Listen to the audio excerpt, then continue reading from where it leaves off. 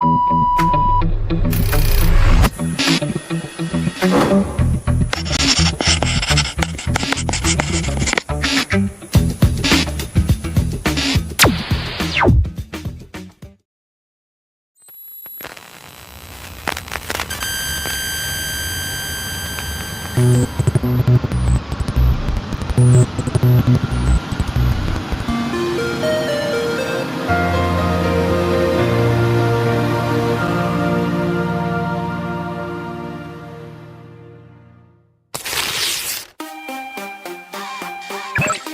gotta be more to this life, man.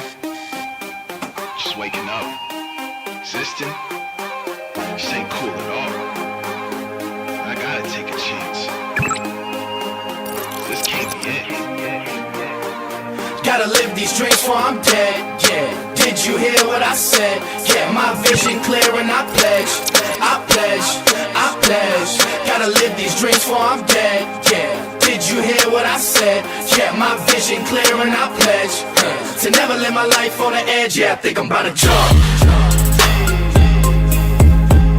Yeah, I think I'm about to jump.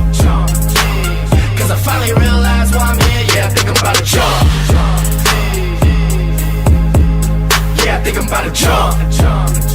Cause I ain't tryna live my life on the edge. Yeah, I think I'm about to I just want the best, you can't stop this feeling. Rap over everything, my only option. Really, since a kid, I've been dreaming, believe me. But tryna fight through all the hate ain't always easy.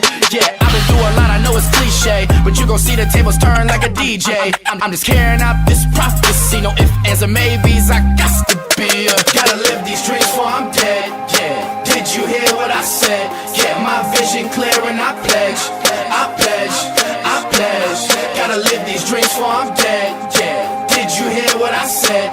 Yeah, my vision clear and I pledge to never live my life on the edge. Yeah, I think I'm about to jump.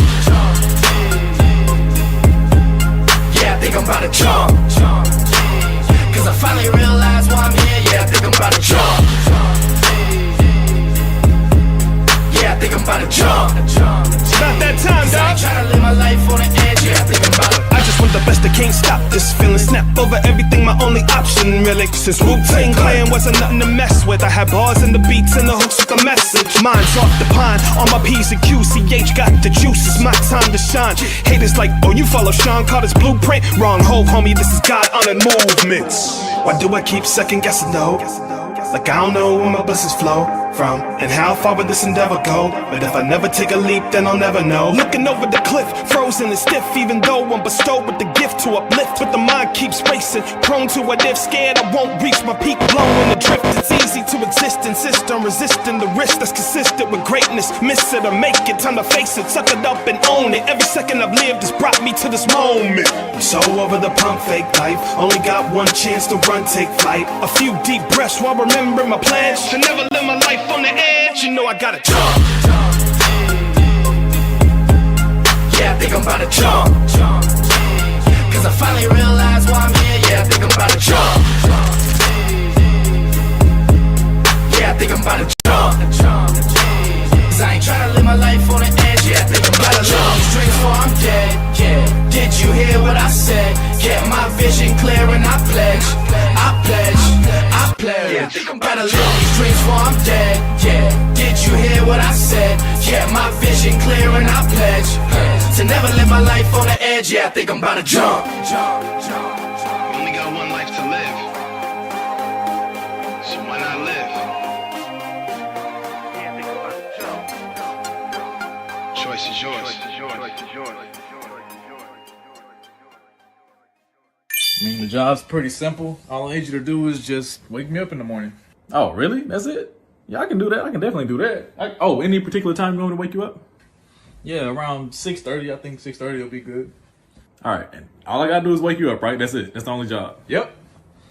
This is the easiest job I've ever had in my life, man. Yeah.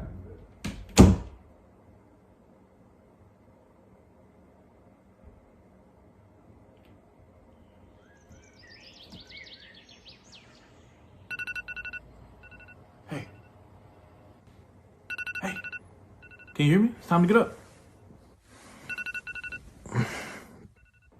Hey, woo, yo. Oh my God, shut up! Shut up! But I'm confused. confused, but you told me to wake you up. Shut coming up! Shut the fuck up! Shut up! No. You said to wake you up. I'm just doing what you said to do. I'm not. You know what? But you said to wake you up.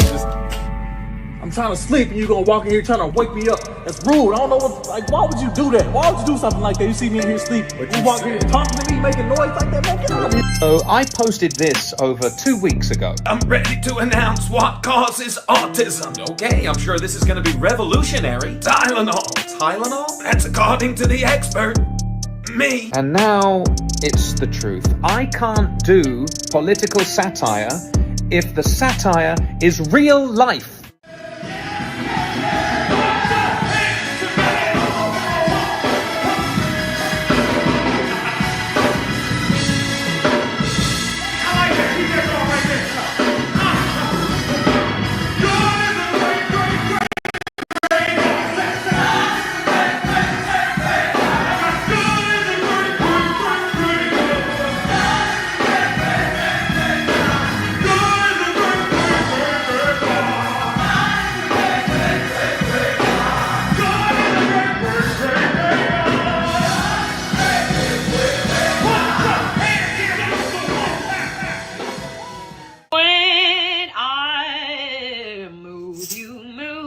Just like that when I move, you move. Just like that when I move, you move. Just like that. Hell yeah, DJ, bring that back.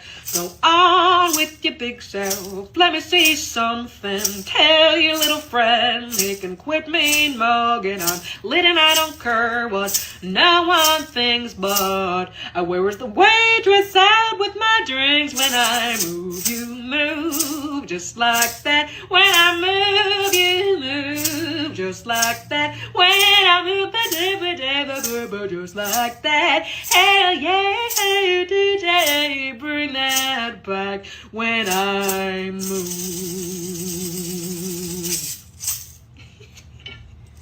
If you feel like you hate everyone, eat. Low blood sugar tricks your brain into frustration. If you feel like everyone hates you, sleep. Lack of rest makes your mind misread every social cue. If you feel anxious for no reason, walk. Movement clears cortisol from your body. If you feel unmotivated, take a cold shower. That shock releases dopamine and wakes up your system. If you feel stressed, chew gum. Your brain reads it as safety and cortisol drops instantly. If you feel overwhelmed, clear your space. External order brings internal peace. If you feel insecure, stand tall. Your posture sends confidence signals back to the brain. If you feel lonely, help someone.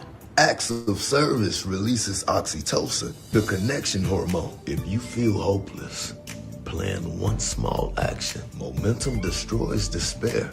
Just keep that in mind.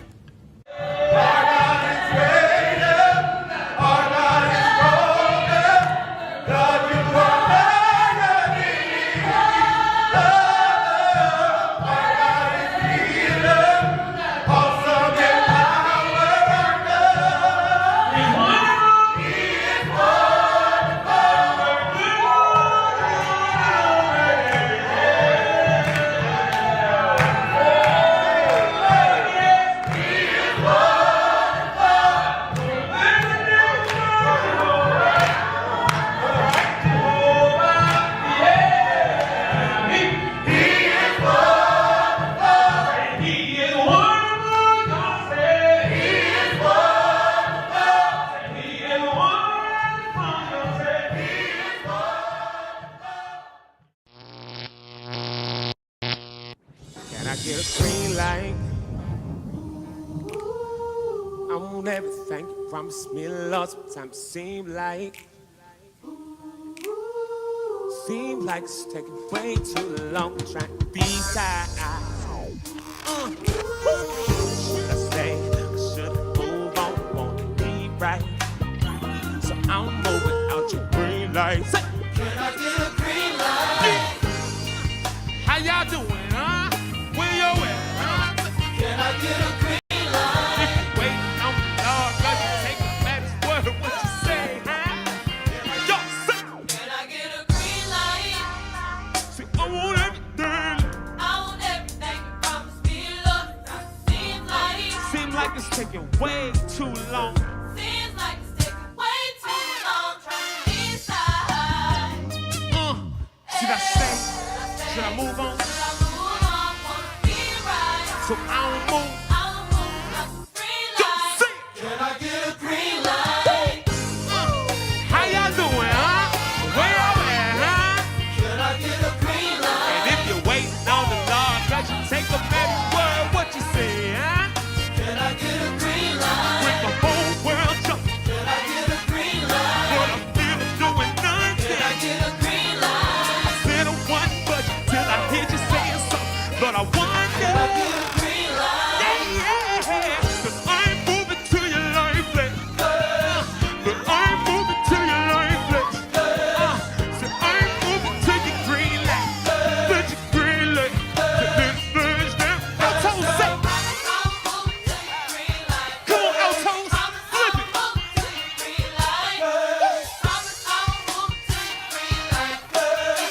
Right here. Sopranos, no shade.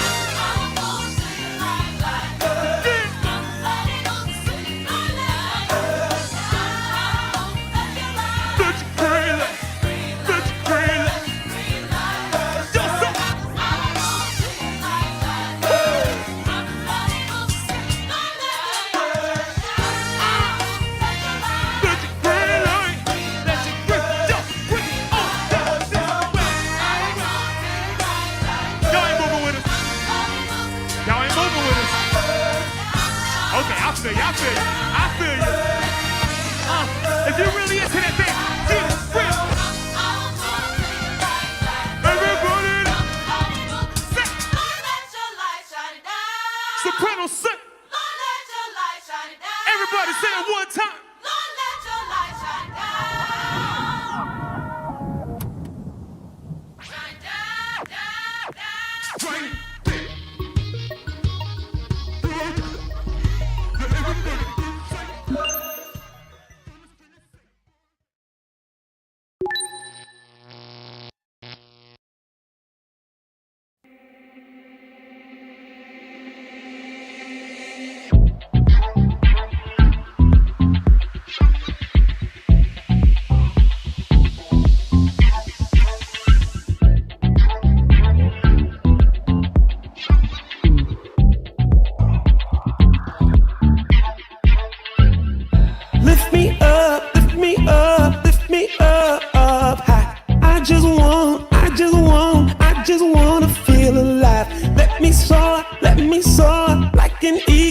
The sky, I wanna go higher. Freedom, freedom. I just wanna fly. I was born to fly. I'm so high. I'm a free bird. I'm freer, freer in the sky. I was born to fly. I'm so high. I'm free.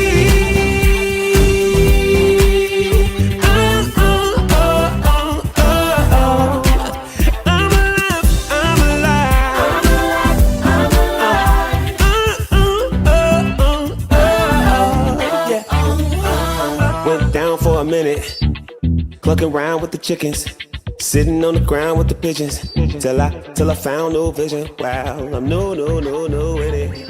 And you can't lift it.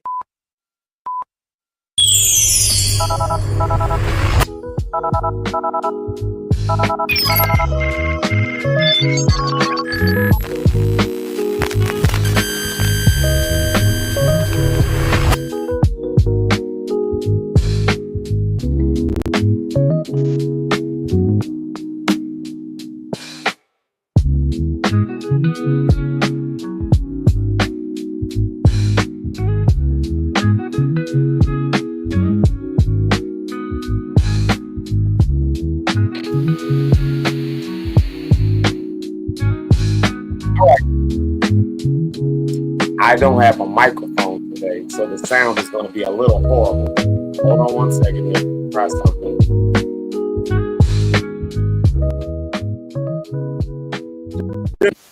Okay. Disclaimer. Hold on. Wait a minute. technical issues. Here's the disclaimer. Today's sound is going to be a little awful. As y'all can see, I don't have a microphone in front of me. My AirPods keep connecting, disconnecting. So the vibe might not be there this morning. I'm going to say some good mornings. I'm going to do all of that. And I'm probably going to end the stream a little early today. So I left from last night. I didn't leave till about 11 something last night for getting ready for this concert for tonight. And when I walked out, and I know exactly where it's at too, I left my interface, which is what I need to plug my microphone. That's what I need to plug the microphone in. So I figured I'd use my AirPods, and even they're acting weird and wild. So what I've determined with this morning, and I love y'all so much, but what I've determined is I am not going to stress out over that. So if it sounds a little awful, it's just going to sound a little awful for a few minutes. But I'm probably going to end the stream early today. And if the other hosts want to take it over and stay here, they can do that. And I'm going to let them. But I had enough to stress out yesterday. I'm going to let y'all know right now, I'm not well mentally today. I had just a crazy, crazy, crazy day yesterday. Like everything that started off so good, then just went boom, one thing hits, boom, another thing hits. So I am exceptionally stressed out. So I'm probably going to end my stream. Knock the water over. Probably going to end my stream portion just a little early. Like I said, the unfortunate thing is I know exactly where that interface is too. I know exactly where it's sitting at. I ran to the restroom. And then trying to get out of there, I forgot to I just set it down, trying to go to the restroom real quick, and then left the thing sitting on there. So y'all keep your boy in prayer today. Of course, we got things going on tonight. You know, it seems like every time something big is about to happen, every time something like this is about to happen, there's just a million things that go wrong. Seems that it's the way of the world. Seems like that's the way things happen, and I am not an exception to the rule, apparently. So. Yep. I'm not just the hair club member, but I'm also a client. I'm surprised so many people don't remember what that commercial is.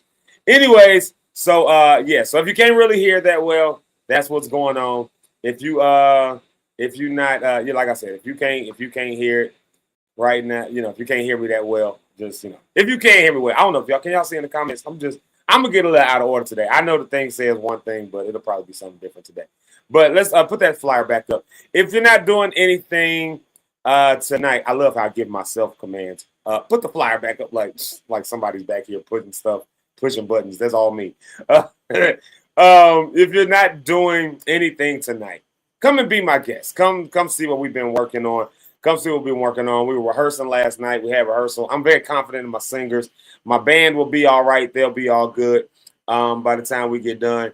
We'll figure out the other pieces. My camera crews, they'll be all right. They were getting camera set, so they'll be all right. My lyrics crew, they'll be all right. My recording will be all right. All right, we're not gonna do that today, Zeke. We're gonna be all right. So come check it out, y'all. Come check it out. Yeah. If y'all have never seen me in full artist Zeke lock mode, going live is probably not the best thing to do in those moments. That's why I said I'll probably end my part a little early bit. But let's start here. And this is for me. Y'all can do this with me. How are y'all doing today? Welcome to Zeke Live in the Morning. It is a great way to start your day. And I'm hoping that you guys are going to help me make it a great way to start my day after the crazy day I had last night. And yesterday, just the whole day, the way it went.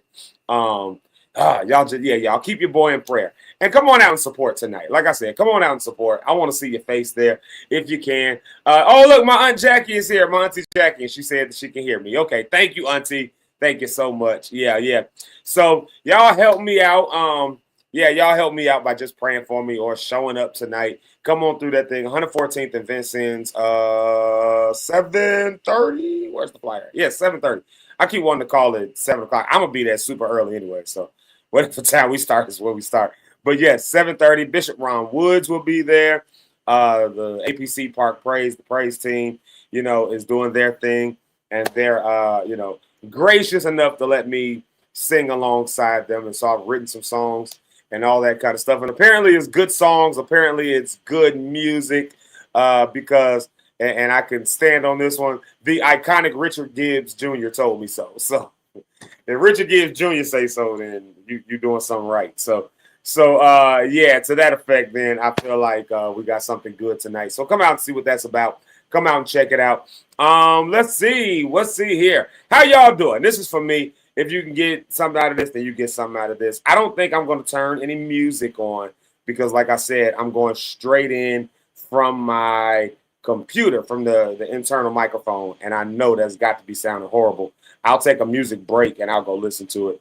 But does it sound a little bit different than what I normally sound? Normally it sounds very clean and direct, but yeah, not today. So anyways, thank y'all for being here. Thank y'all for being here. But do this with me, if you will. Do this with me. How are you doing on this Friday? How are you doing on this Friday? Have you had a long week? I keep telling y'all I had a long week. Started off pretty good, and then by the time we got to yesterday, y'all remember the Mary Mary line? Everything that could go wrong all went wrong at one time. Like, that was Thursday. That was Thursday. That was Thursday, the 25th of September, 2025 for me. So you know what? I think I've come to grips with.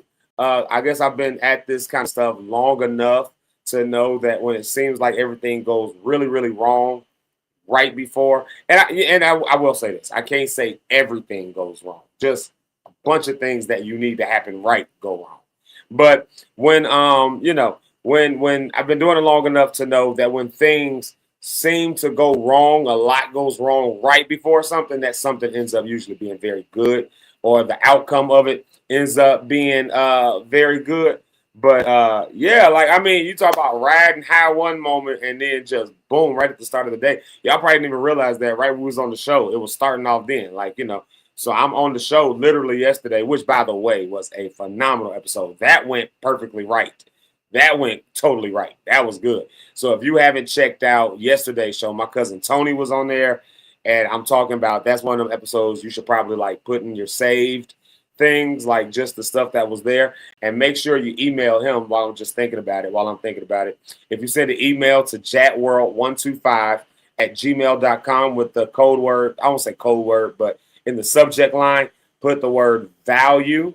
He'll text you, not text you, but Lord Jesus, he'll email you the document around what we were talking about yesterday, and it's really good, very easy to read. Like, it's got full of pictures and stuff like that. But it's, it's good, and you should check that out. So that went totally right. But right from the start of the day, I mean, we're on the show, and while I'm hosting, I'm watching one cancellation from somebody last minute. I'm finding out that one thing wasn't taken care of. That should, like, I'm finding out this was supposed to, like, I mean, just all of that happening right from the start of the day. And so then today, of course, when I come in, and I realized, I open up my bag and my interface isn't in there. I'm like, oh my God. Okay, what's plan B? What can you do plan B? All right, I guess I'll use my AirPods. They keep connecting, disconnecting, connected. Just everything starts going wrong. But like I said, I've been doing it long enough to realize that when everything seems to go wrong, or when a lot of things seem to go wrong, there's two things that tend to become true. One, it ends up being okay in the long run. Usually. That ain't all the time. That ain't all the time. So one, it ends up being okay in the long run. Or two, there's always some good that's in it. There's always a silver lining that's in it. Like I'm gonna give some real quick credit to a few of my people. I mean, I could say thank you to a lot of people right now, but I will say thank you to three people in particular who have been rocking with me for a long time. And if it weren't for the three of them, there's some things, two of them specifically, that would be pulled off. One of them, my girl Jamaica Lachey. Y'all know Jamaica Lachey. We play her music all the time over here, and she's always on the show locked in with us. But she's singing soprano with me tonight. And now that was taken care of a while back. I asked her a while back, and so she came through. And I got to give credit to the worship team that's singing tonight. I got to give much credit to them because they were on they're on their game. They know their stuff. And so I was able to send them off to rehearse on their own last night while we worked through some technical stuff, and they handled their own rehearsal. And I know Jamaica knew her stuff, so I'm okay with them. Like they're all right. But shout out to Jamaica Lachey. She's coming through tonight, helping to sing on that soprano note. I needed another soprano, and she came through. She came through for me. So I want to give her some credit. Like that's a friend coming through. That's family coming through for you. Sometimes you got family around. That's why I said when everything tends to go wrong, sometimes there's this silver lining. So first thing I learned to be true is that when everything goes wrong, it usually ends up being all right. Usually, not all the time, but usually it ends up being all right in the long run. And the reason for that, here's number two. The reason for it is because you usually have people around you. If you built yourself up at least any kind of a team and family, then you've got usually people around you who will help you to elevate what you need to elevate. You know what I mean? They'll help you to elevate what you need to elevate, even when stuff is going wrong. So shout out to Jamaica Lachey for filling in that part for me. And so that was taken care of weeks ago. Now, when it came to this last minute stuff, two people came through for me. I got to give credit to Keys. We had a situation with an instrumentalist that didn't work out. Keys worked it out for me. He worked it out for me when I didn't even know he was working it out. I know we always giving Keys a hard time. That's Eric that be giving Keys a hard time. But in all honesty, if it weren't like he pulled something off without me even realizing it, that he had pulled it off. And so when I woke up in the morning stressed out over a last minute situation, Keys, he had already worked it out the day before for me. And then he hit me on the side and was like, hey, man, I already did such and such. I didn't want to overstep my bounds, but I knew you was running. And so I went ahead and took care of it. I was like, bro, thank you. Like, that's why you got to have cats that you rock with. So I had that. And then yesterday I was like, man, I don't know what's happening with this. So Hood, man. So I called Hood. I called my boy Chris Hood. Y'all be seeing him in the comments sometimes here. He the one that would be going, yo. I called him up. I'm talking like yesterday. Like, yo, what you got going on? I needed to call him for like literally 5 other things. Like, literally that had nothing to do with tonight. Like, just 5 other things I needed to talk to him about. And then, like, because that guy was like, yo, so that's the first thing, of course, I dived into. He was like, bro, own it. I got you. And hey, and then he came through. He came through with like an arsenal of cameras and other stuff like that. Started showing it to the kids that work on the media team. I call them kids. They ain't really kids, but you know, getting older. But he started showing them what to do so he can use them and use their help and made it work. And I didn't have to like stand around doing that. I was doing what I was doing, and the people that I had was just handling it for me. So people that have been on my team rocking with me for a long time really came through for me as it goes to tonight. And I don't know how to ever repay them like for that other than just to really honestly just say from the bottom of my heart, thank you. Thank you. Because, you know, like I said, you got to have people around you. Who is your people that's around you? And is there anyone around you who is just like incompetent? We'll talk about that a little bit, seeing how long I stay on today. But that's one of the things I want to talk about today. Like, you know, what do you do when you have like incompetency around you? And this happens a lot because this is one third thing I've learned. When everything goes wrong, it's usually because there's some incompetence somewhere in the camp. Somebody is incompetent. And it's not necessarily a bad thing. That's not necessarily you know what I mean? It's not necessarily a bad thing that someone is incompetent with what you're asking them to do. Maybe they're very competent with something else. So maybe it just means it's a misplaced person. Maybe you need to move that person around in your team or develop a different type of relationship with them. Maybe that's a thing. Who knows?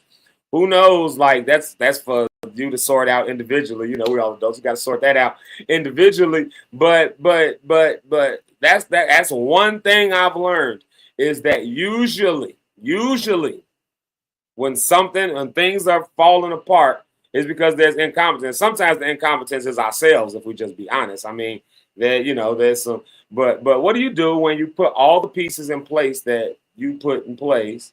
You know, and I'm kind of using this tonight as in, you know, some of the stuff that just made everything go wrong tonight. I'm using a little bit as an example, but not really. I hope y'all not hearing me like, because y'all just heard me thanking people. So I ain't saying that, but you know, as you go down the line and like somebody ends up dropping the ball or somebody ends up, you know, like having to make a last minute arrangement. Sometimes things come up, things happen. So people have to make like a last minute arrangement or something like that. But then it leaves you hanging and you got to figure like how many times does that happen? It happens so often.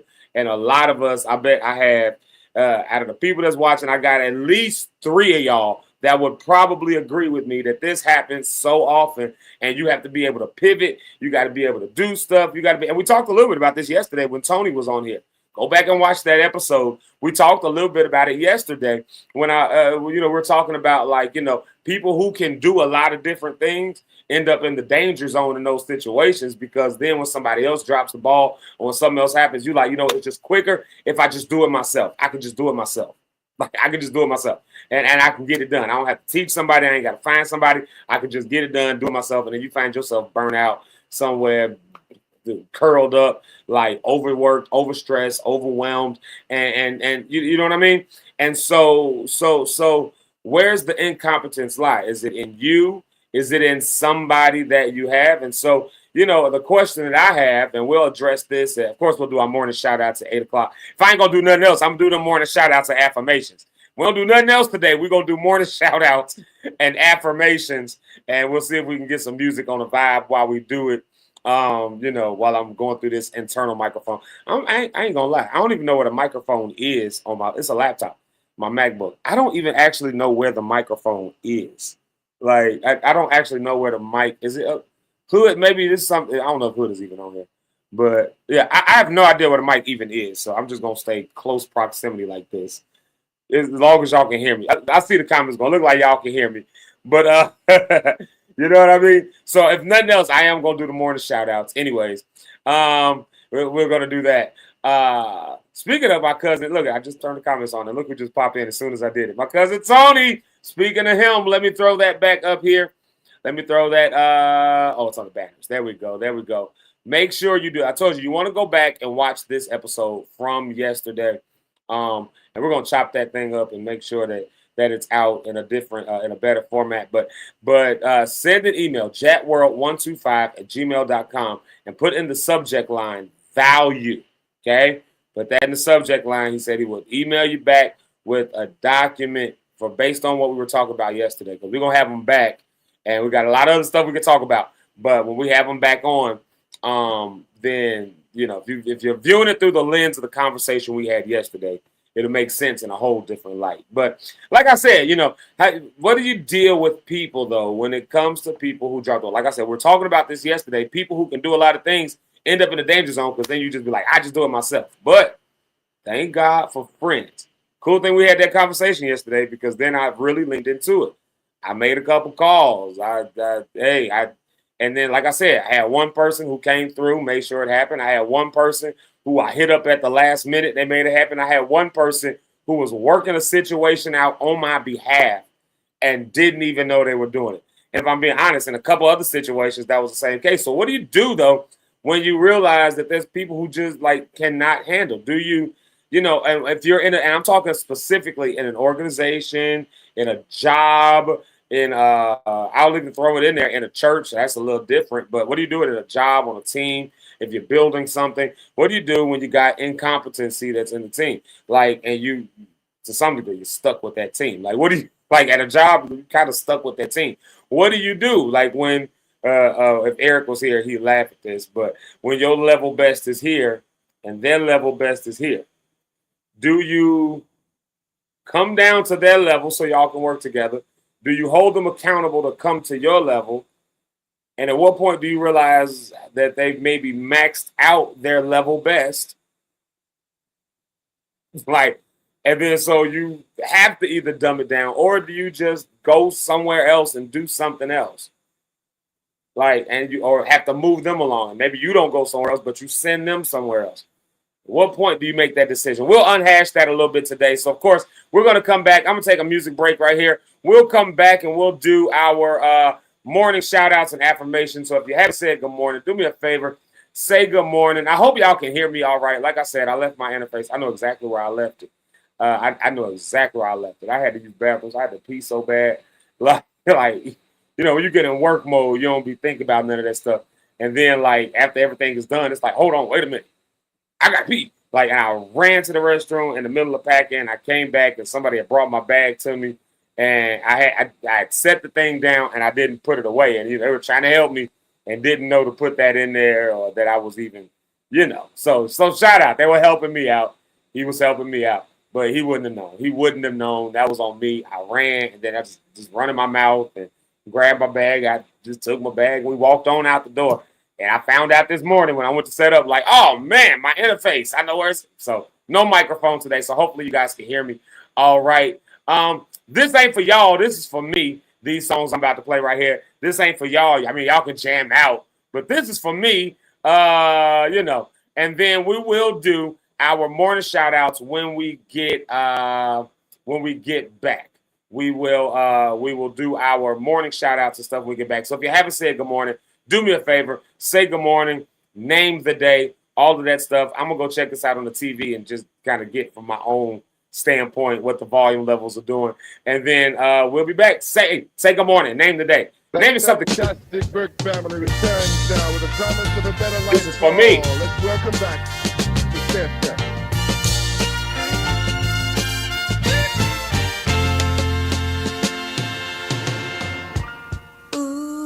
Child, things are gonna get easier.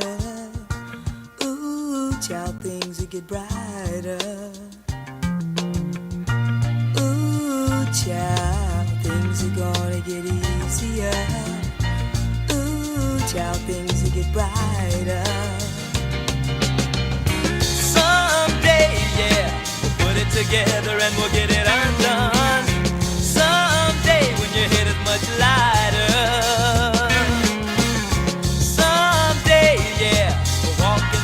Of a beautiful sun. Someday when the world is much brighter. Ooh, child, things are gonna be easier. Ooh, child, things will be brighter. Ooh, child, things are gonna be easier. Ooh, child, things will be brighter. Someday, put it together and we'll get it undone. Someday, someday, yeah, we'll walk in the rays of a beautiful sun. Someday,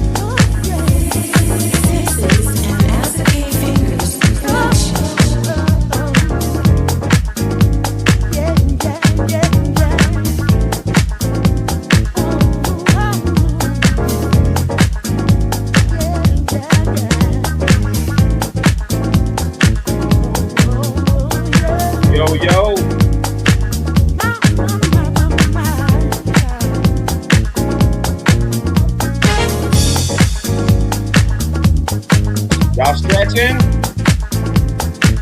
Y'all stretching? Oh, look who's backstage. Hey, Rhonda. Y'all stretching? Y'all stretching? I know y'all finna get excited. Y'all get your stretch on today? Everything going all right with y'all this morning? I got on here and I already vented all my issues with y'all. I already vented all my I already vented all my stuff going on to y'all. But y'all doing all right? How is your final check-in for the week? Are you doing all right? Are you excited about the weekend? Are you excited about what you got coming up? I don't know. Of course, we have a thing going on tonight that I would love for all of y'all to come through to. Of course, you can come on out.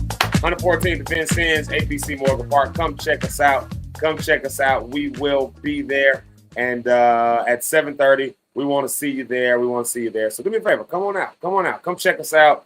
Let me get that banner out the way so y'all can actually see it. There you go. Look at that right there. It's going to be a good time. Like I said, 114th Vincent's in Chicago. If you're in the Chicago area with my church, we're celebrating 102 years in Chicago. 102 years. Yeah. And so come on out. Come on out and check it out. Like I said, I'm really, really proud of the worship team. I worked them really hard, but I'm really, really proud of them.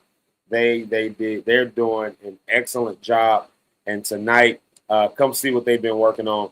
And this is not Zeke Locke in Zeke Locke form. This is Zeke Locke in worship leader form. And so I'm trying to remember that when I want to go full on just straight up Zeke Locke. All right. Y'all know me as the jovial guy with all the other stuff, but if you ever worked alongside any artists or anything like that, when they really start getting on their game, tears start shedding. Like it's just something, people start getting. I can't create that energy, but again, I thank God for people who are around me. Even my worship team. I'm gonna be honest with y'all. Even my worship team, they saw me stressed out, and since Sasha was like, "Well, we just gonna pray," she just started praying for me, when you gotta have people around you who got your back and who recognize what's going on and make it happen. And so, with that being said, I don't know, Rhonda, do you want to come on stage? I know I didn't feel like typing in the back chat, but do you? All right, bet. Y'all do me a favor. Hold on, I'm gonna turn the song on. We're gonna see if the vibes are gonna be right. Let's see. Y'all hear me? All right, there it goes. Y'all know StreamYard cut the mic off for a minute when the music starts, so we gotta be like, can you hear me? Can you hear me? Y'all do me a favor. Welcome to the stage. She's coming on with me, Miss Rhonda on the rocks. What a welcome invitation here. What a welcome face. Hey there, Rhonda. You're muted though. Your mic is muted. Let's see there. There you go. Wow, I just sang like I belted out a note and everyone missed it because my mic was muted. Yeah, we missed that one. Well, guess it wasn't meant to be. You got to come tonight if you ain't doing nothing, so you can belt that note out real loud tonight. Yes, for sure. You can for sure. Belt that out if you want to tonight. You can sing it to Yes. voice. Good morning. How are you? Good morning. I'm okay. I'm okay. How you doing? I'm doing great. And you know why I'm doing great, Zeke? Why you doing great? Because our episode, the one that you and I recorded on Rhonda on the Rocks podcast, is out today. Oh, snaps! You know what we have to do? Everyone can listen to it. I'm supposed to pull a clip of that. I got so worked out yesterday. Hold on. Let me see if I can get that loaded up at some point during the show. I got so worked yesterday. And I told everybody I was going to have a clip for it today, and I did not have a clip. Like, oh my God. You just said, oh, Jesus, Rhonda. Oh, Lord have mercy. Okay. That's okay. That's okay, because people can listen to the entire episode on Spotify and Apple. Not right this minute, because right now is Zeke Live in the morning, and it hasn't finished uploading on Apple yet. But it is on Spotify. It's also not on YouTube yet. So I probably shouldn't have said anything to the end of the show, but I wanted to get people excited first, but it will be by the end of today's episode. It just takes things a while to load, and because you're loading it on so many different platforms, it just takes a minute. And I'm like on this show trying to upload stuff I'm like doing my DCFS training all at the same time. So, you know, listen. That mandated reporter training is long and intense, and I'm like, I do this every year, guys. Give me a break, please. But yeah, a lot of churches need to have some mandated reporter training. Like, they don't realize that got that 501c3 status. You signed on the dotted line. You are a mandated reporter. Like, yes. you know, yeah. And it clearly says that clergy are mandated reporters. So you have that black collar with the little white square in the middle. You got to tell when the kid's getting beat up at home. You have to tell. Yeah, you gotta tell. You gotta tell when things happen. Yeah. Well, Rhonda, I will try to get that. I will try to get that clip loaded up on here. Okay. I'm so scared to do it too. So I got home this morning. Well, I didn't get home this morning. I kind of got home this morning. It was like almost midnight, but like, so I did kind of get home this morning. Yeah. No. But I opened up my bag and I'm going to set my computer up, everything.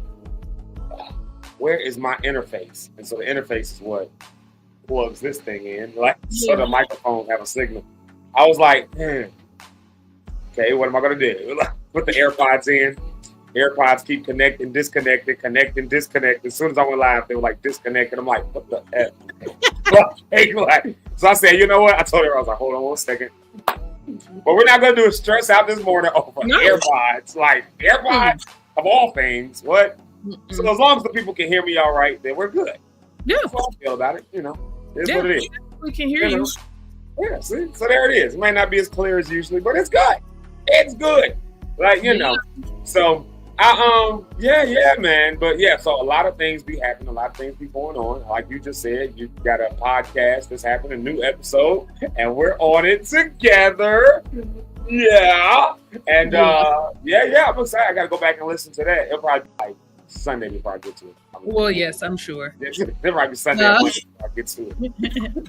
And I was listening to it again. Getting to it is gonna be crazy because I was just telling somebody this Tuesday. We were having band rehearsal with but we were having Tuesday, and somebody mentioned something about one of the movies I was in. It was like, oh yeah, it was like, Dad, you were there, you took Dietrich's gig, like in the movie, and I was like, y'all know I still haven't seen that movie yet. They were like, what? I was like, yeah, I've been in like 4 movies. I haven't seen any of them. Like, oh my gosh. I remember one night randomly, and I don't really watch Tubi like that, but after you run out of so much stuff, it's like, okay, I'll see what's on. And I randomly started watching this movie about, some rom-com, because that's what I love. And the lady is jogging through the park, and this man is singing, and I'm like, is that Zeke? Literally, it had to be like 2:00 in the morning. I'm like, let me rewind it. So I go back and I'm like, he was just, I'm like, come on, you must be singing while the lady is jogging through the park because the man about to propose. Like, I know him. That's Zeke. And like, I probably rewinded it. No lie, probably like 5 times because I'm like, I just need to be sure before I take this in. This was like maybe like 2 years ago. Maybe a year. I think it was 2 years ago when we filmed it. Yeah. So. Okay, so yeah, probably like maybe last summer, hypothetically, let's just say. Especially if it was on Tubi. Huh? I said, especially if it was on Tubi, because that was pushed through BET actually. So they made it on Tubi.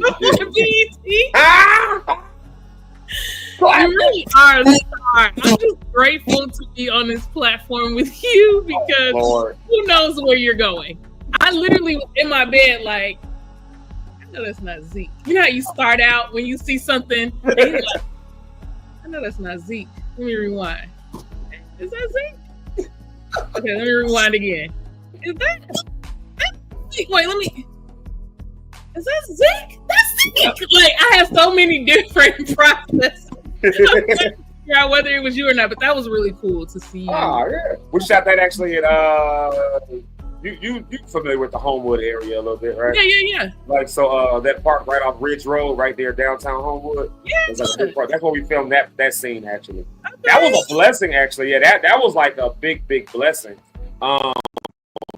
because they actually hit me up. Was like, yo, like Chris got this idea. He want to do such and such. I was the director of the movie. He was like, I just see Zeke doing this. And so they called me up. I came in the next day. They treated me real good. Had my own trailer. Like they did everything, man. Came in. Them pants was real tight though. It was just a little small for me. It was just a little. So like I'm standing there all day, and it was like hot as I don't know what. And I'm standing there, doing the makeup. Okay. They treated me real good. I love that team over there in Final Productions. I love them. Chris and Janine, shout out to them. But yeah. Nice. Yeah, it was a good time. Yeah. We talked about that a little bit on our episode of like when you are in the public eye or whatever, however you want to identify it, like how you respond when people that you don't know recognize you. It is very freaking awkward for me. I'm like, hello. You know yes. me? You talking to me? Right. like what you want to fight or something? Like what you right. Like I talked about the TSA agent in the airport who recognized me, and I was like, girl, like where do you know me from? And I need you to be very clear where you know me from. Where have you seen me? Who have you seen me with? Because he's lying. It was not me. I was not there, and I did not do it. No, I did not. So, yeah.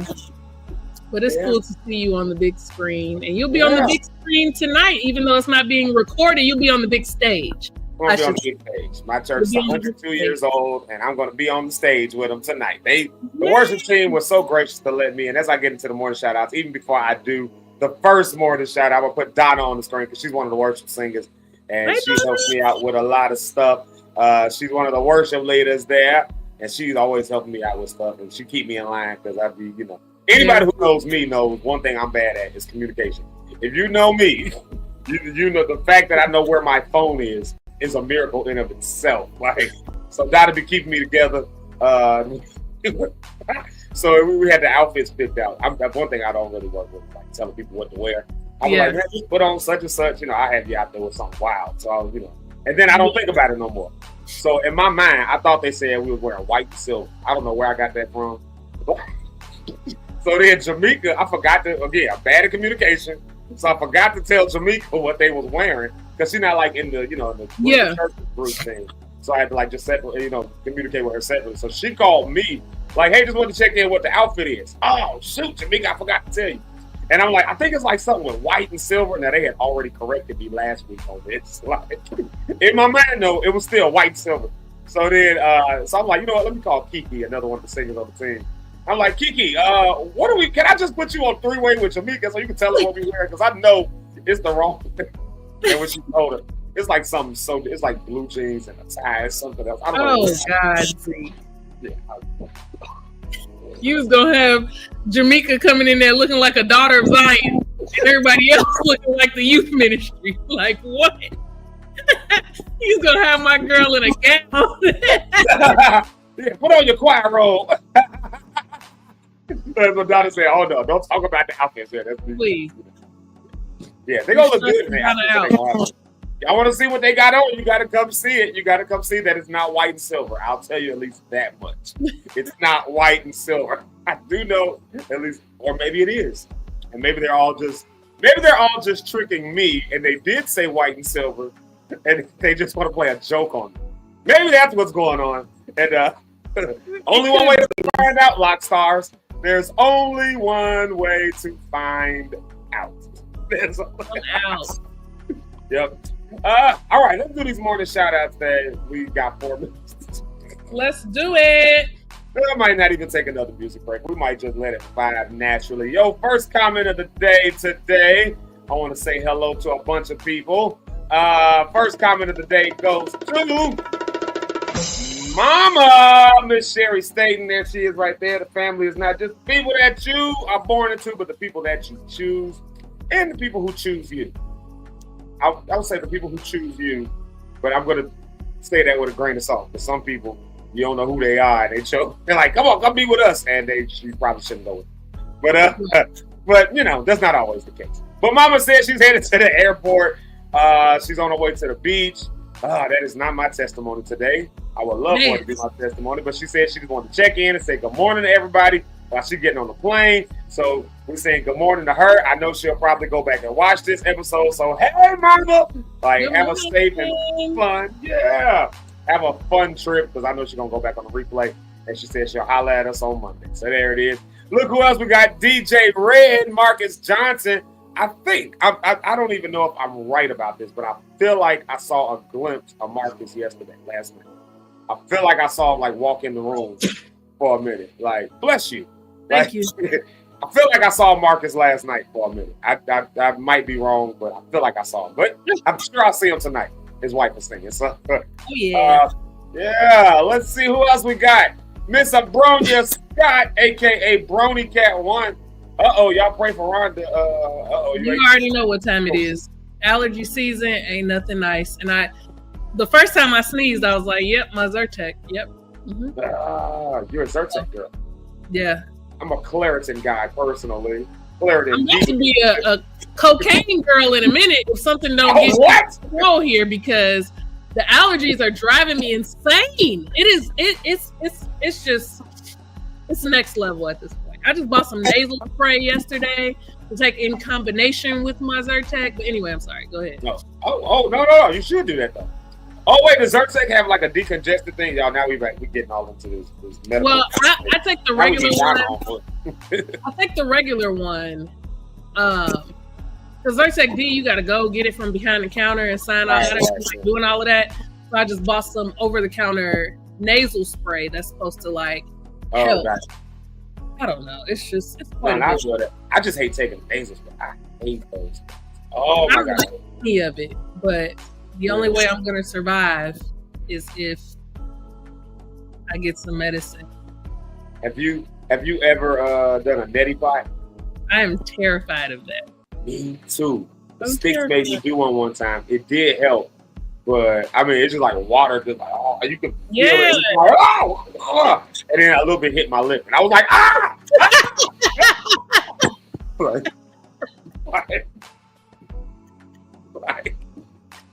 So, forget them neti pots. But we got one, and I got to get real bad.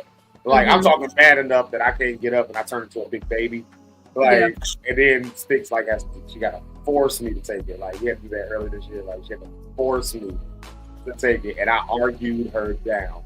I'm not taking that thing. I'm not doing it. Just take it. Why y'all never listen to me? I do listen to you. Yeah, call my mama. Like, Ronda, when you get a husband, he's gonna tell you to call his mama when he gets sick. Like, Lord have mercy. Doesn't matter how much he loves you, he's gonna want his mom. Like, so very good. And I hope she can come to the rescue because I got things to do. When the rocks got to keep moving. So what? I don't know what. Want some saltine crackers. Tag your mama in. So I just put him on the phone with his mama, cover him up, give him some saltine crackers, some ginger ale, turn on The Price is Right, and then just let him sit there for a couple hours, and then he'll start listening to what you do. You gotta get, that's my pattern. Anyways, here goes Brody Cat.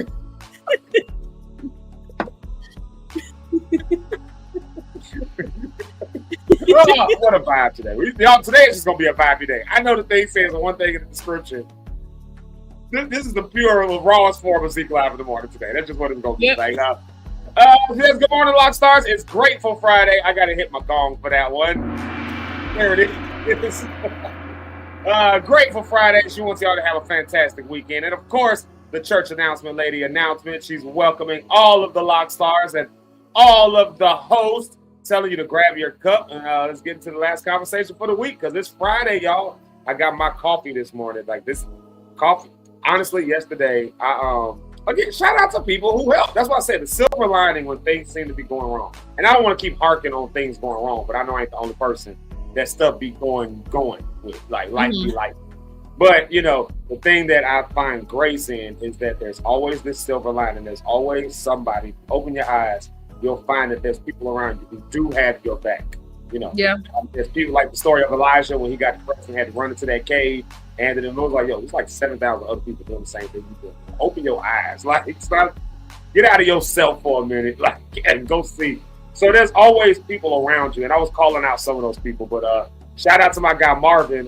He works with me for CHRC, and I was kind of like back and forth to church stuff, work stuff yesterday, and I was just like, just exhausted. I'm moving a lot, doing a bunch of stuff I wasn't supposed to be doing, and he was like, "Hey, you want some coffee?" I like coffee. He was like, "You want some coffee?" I'm like, "Yeah." He's like, "You want large or extra large?" That's my size. We'll sometimes take a walk to the Dunkin' Donuts. So he went around there, got me a coffee. I was like, "Yo, put like 2 shots of espresso in." Like that's usually how he'll do his, with the espresso in the coffee. Woo! But I was so exhausted. Like it was like I know that's the only way I got through rehearsal last night. I was alert. So today I got my coffee at Bronya. That's what I'm drinking today. I'm drinking my coffee. Yeah. Rhonda, what you drinking today? Just Zyrtec. I have this is water with a protein pack in it. It's like 22 grams of protein in this little called Zeke, SEEQ. And it's like a strawberry lemonade protein powder in this water. And then I put a little bit of Alani, which is an energy drink, in it. I can't drink the entire can because it messes my stomach up. So I drink like a fourth. So 1 can of Alani I can use 4 times because I use like fourth before I finish it. And I usually mix it with a lot of water. So I'm still getting the energy benefit, but it's not like so much that it's gonna make me crash or like make my stomach hurt. So I feel that. As y'all see, I'm going back and forth comments and just random questions. But here's a random question for you though. When it comes to drinking water and stuff, this is a Rhonda reimagined question. So here, Rhonda on the rocks over here, Rhonda reimagined over here. So Rhonda, when it comes to drinking water, how's that? What can you like? Do you have to like significantly down that intake as well? Because I remember like when you were first coming out of the circuit and you had to like kind of sipping on the like the Ensure or whatever. Like, it wasn't Ensure, but protein shakes. The protein shakes, yeah. And it's kind of like, so can you do more water now, or is it still? It's substantially better. Like I would say, that first month is you don't know if you coming or going. Honestly, like you are in a stage and a phase that's different from anything that you've ever experienced. Sure. But slowly but surely you start to feel what your new normal is. Because I don't think that I'll ever, but I still can't chug a bottle of water. It doesn't matter how thirsty I am. I still can't. You know how you be really thirsty and you take that 16 ounces or 17 ounces and just go for broke. So I still can't do that, but I don't have to take like small sips. Yeah, sure. I can take like a regular sip. But I can't I can do like maybe 3 sips at a time. And then I got to be like, okay, let me just let this do what it needs to do. So I'm literally drinking all day long. Yeah. Like starting from my workouts in the morning, I usually do like protein coffee. So I'll put a protein shake, mix it with some black coffee and put like some ice and water in there. Yeah. And it tastes really good because the protein shakes, of course, are flavored. So I do that, do like 24 ounces of that. And then I usually do a protein water, which is similar to what I just described. The hardest part is like the last 24 ounces for the day, because once I feel full and I feel like, okay, I don't want it. So, but I have to drink a minimum of 64 ounces of water a day, which does not sound like a lot, but when your stomach is that of a 5-month-old, it is a lot. And then I have to do a minimum of 60 grams of protein a day, which that is not hard because I just prioritize protein. So I eat a lot of chicken, and a lot of fish, and a lot of beets that have protein in it. And then, like I said, I do the protein water and the protein coffee. So I'm getting that in every single day. You say beets? Protein water and I don't like beets. Oh, no, you said a lot of chicken. You said a lot of something that has protein. Meat. Oh, meats that have, I thought you said beets. I was like, beets got protein in them? Ugh. No, even if it did, I wouldn't eat it because... It's like the worst flavor in the world. You know the worst time to have beets? I'm gonna go to the next comment, but the worst the first time I remember ever tasting beets I thought it was cranberry sauce. Like somebody had some cooked beets. I thought it was cranberry sauce. Oh no! And so they asked me, did I want some? I'm like, yeah. And I put it on my plate. And I like cranberry sauce on my dressing. I'm like, well, give me that. I bit into that, and I was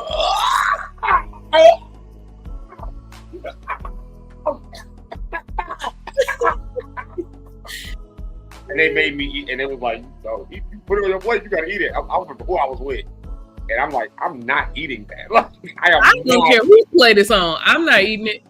Okay, beat me, send me to military school. I will not eat them beets. Like, no. Yeah. Yeah, beets are not delicious. My mom used to say growing up that women, I guess because there's like a lot of iron in it, and women need iron because of life. But my mom used to try to make me eat them growing up, and nope. Like I can't. For your blood. Yeah. It's for like bloodstream, blood flow. Naked, although they've been unscrewed for having a bunch of I guess sugar and all kind of other stuff inside their stuff. But those naked protein shakes, they have one. And I'll drink it in that. Like it's like a red something that's good for blood. And I drink, but it's so strong you can take it on top of everything else. So Yeah. No. Yeah. So Freedom Friday. Freedom free. It's Marcus said freedom free. I think you should say Freedom Friday. Freedom from beats. So here you go. Freedom. Free yourself from everyone else's standards of view.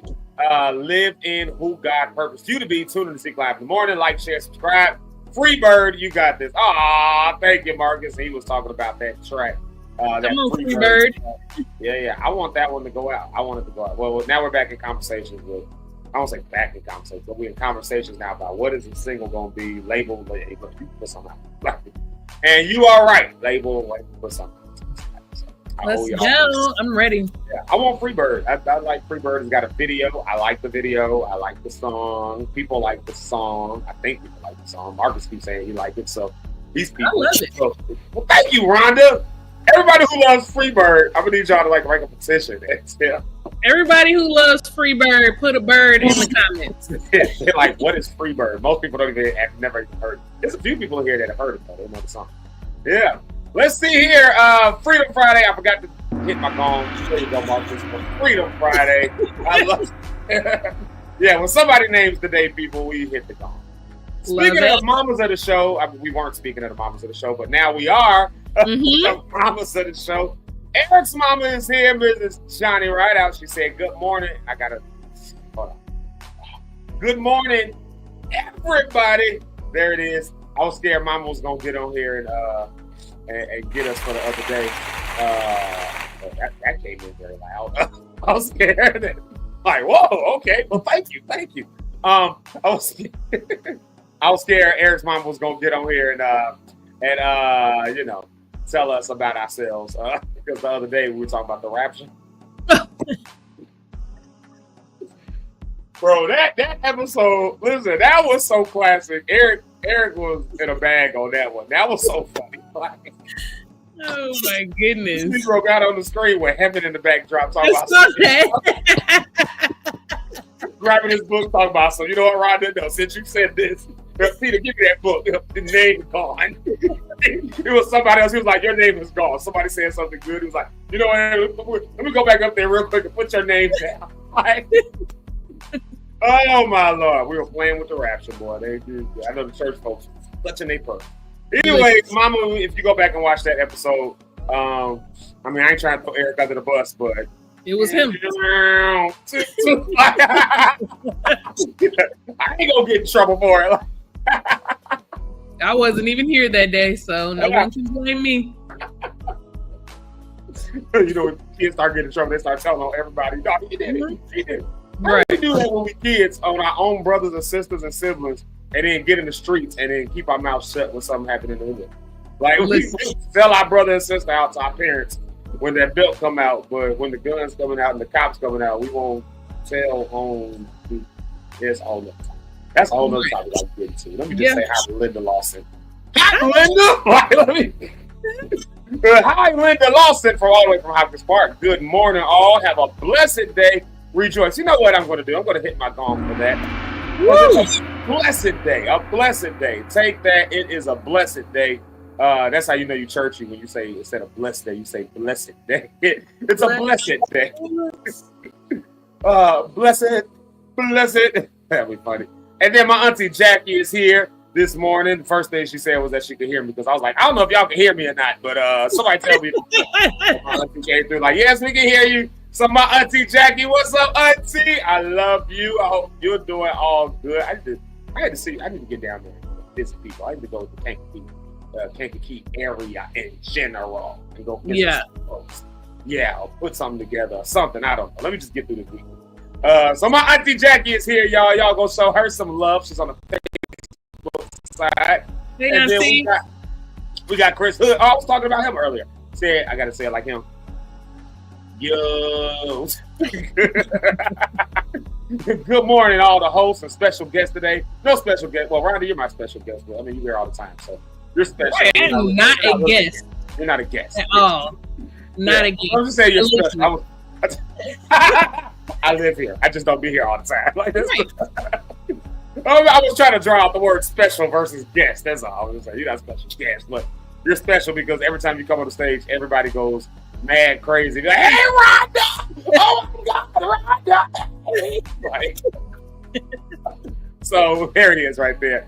Hood came through for me yesterday, though. I hit Hood up yesterday, literally. And, you know, I showed him like, I want this, that, and the other. I didn't think about this piece, but if you just make it happen, we'll figure it out. Like, yeah. He came through. He got some help with the media team people. Showed them what to do with some stuff with an arsenal of cameras. And it's going to end up being all right. I saw some of the things.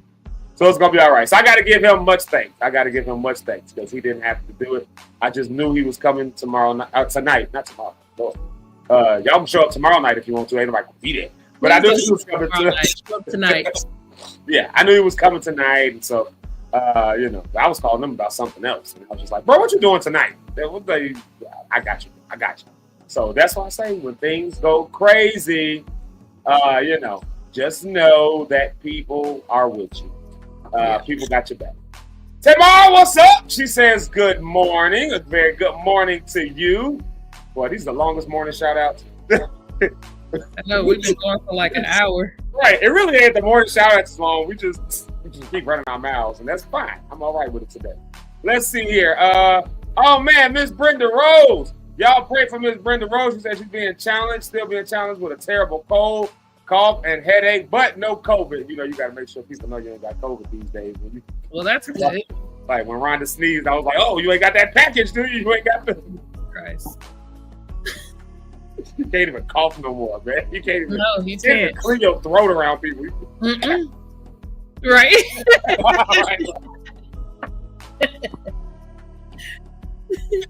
Boy. Oh, man. What? Yeah, my auntie Jackie says it's good to have friends you can depend on. That's absolutely true. Let's see here. DJ Red said he's better today. Had a crazy day yesterday. Was so out of yesterday when I came to get my... Oh, he was? Okay, so I did see him. Okay, I did not make that up. So he came to pick up... Judah. Yeah. I think tomorrow is her birthday, isn't it? She'll be 2 years old. Yeah. She's in her full terrible twos glory. Woo! Good luck, Mommy and Dad. Yeah, congratulations, Mommy and Daddy.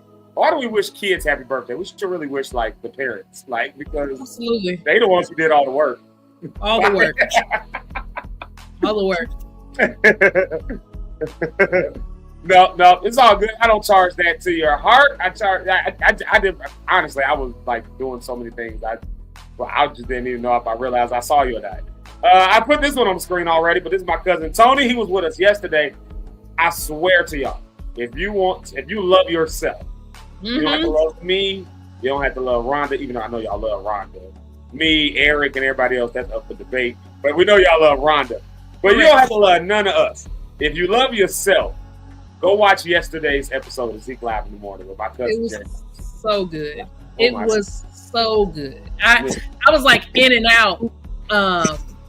But I did listen to the majority of is it Tony or Jerry? Jerry. Well, okay, so Tony, Jerry A. Thompson. So A. Okay. Yeah, but we call him everybody. We all call him Tony. Okay, well, I'll call him. Else is Jerry. So, yeah. Okay. Jerry only, yeah. He had so much valuable information that I'm sure we would have to pay hundreds of thousands of dollars for just the information that he shared freely with all of us yesterday. So I underscore Zeke. If you missed yesterday's episode, if you love yourself, if you love somebody else, go back and watch that episode, share that episode, because there were so many nuggets in his segment.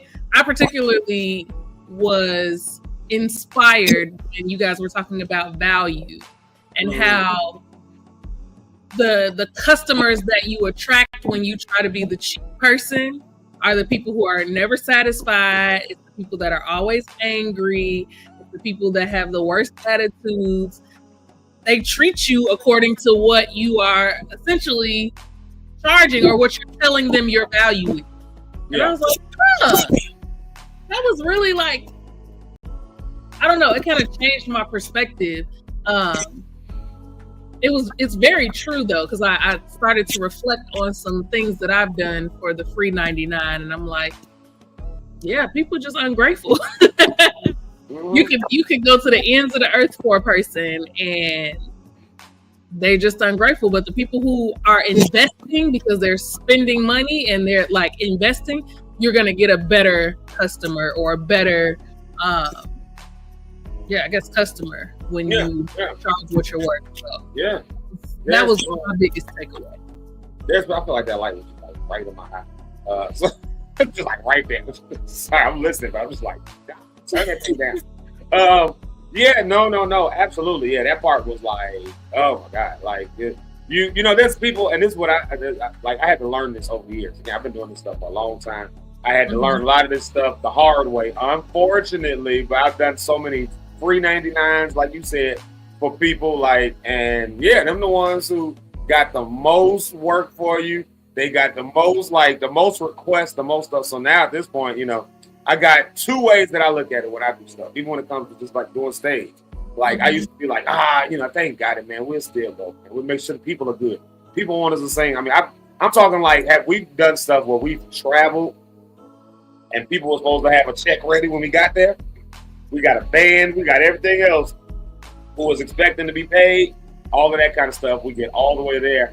Oh man, we ain't got it. Now, most artists will say, well, you ain't got me on the stage. Like, look, I'm here to do a job. You don't have the payment for the job. I'm not going to get up and do the job. Me, on the other hand, I'm like, man, we done came all this way. The people really excited to see us, man. Let's just go up there. Like, I've always been that kind of guy. But the problem is, then on the back end, that's me and Eric and a few other people who, you know, who were maybe in leadership at different times, going in our personal pockets. So now, not only did we do the job for free, but now we actually did it for a negative cost. It actually now cost. We had to cover the cost of the vans, and we had to cover the cost of but we still had to get gas. We still had to get there. We still had to get home.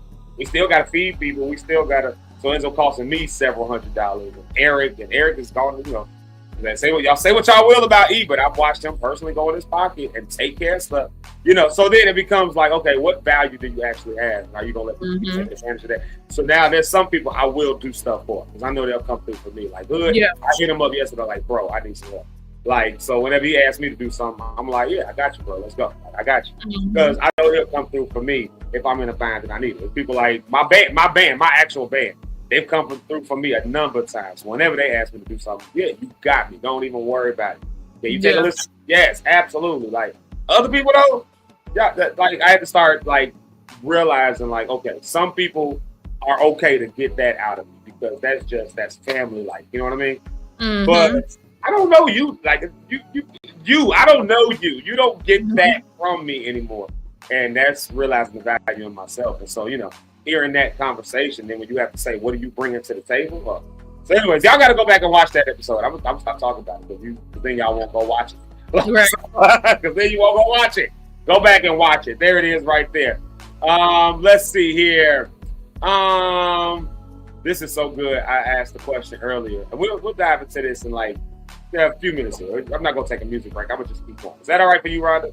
That works for me. Okay, bet. we're gonna because I'm gonna ask this question again. I said, what do you do when you like hit a certain level best? Eric will get a kick out of this. We use this language. He knows why. But you reach a certain level best, and this is you.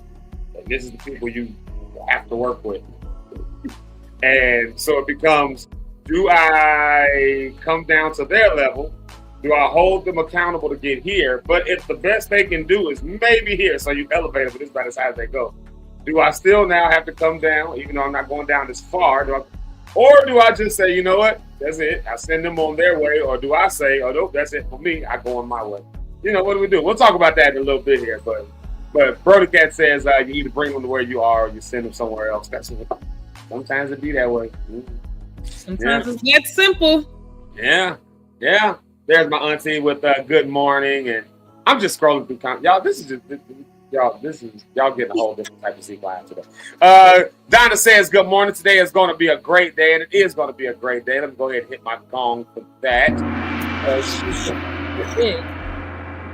Yep, she'll be singing tonight at the APC Park Praise. She'll be doing that.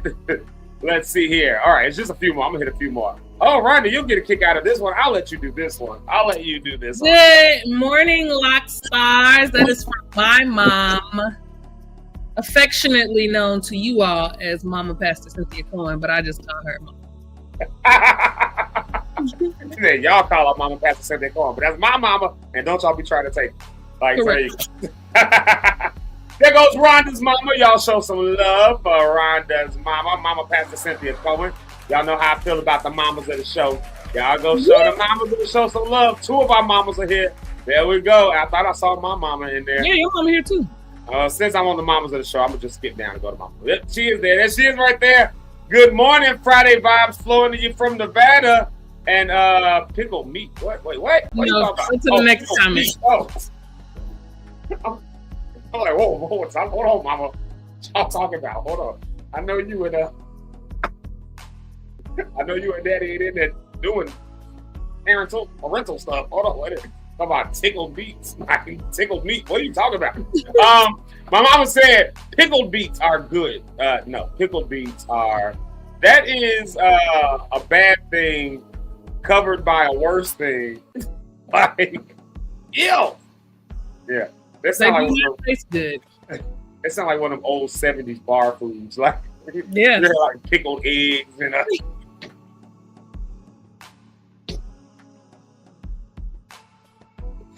Pickled meats and back in the day they used to pickle some stuff, didn't they? Okay, I'm like, give the mason jars a rest. Jesus Christ. Every time you turn around, y'all pickle everything. Beets, eggs, pig feet, chicken legs, dog pig feet. Like, come on. Everything cannot be pickled.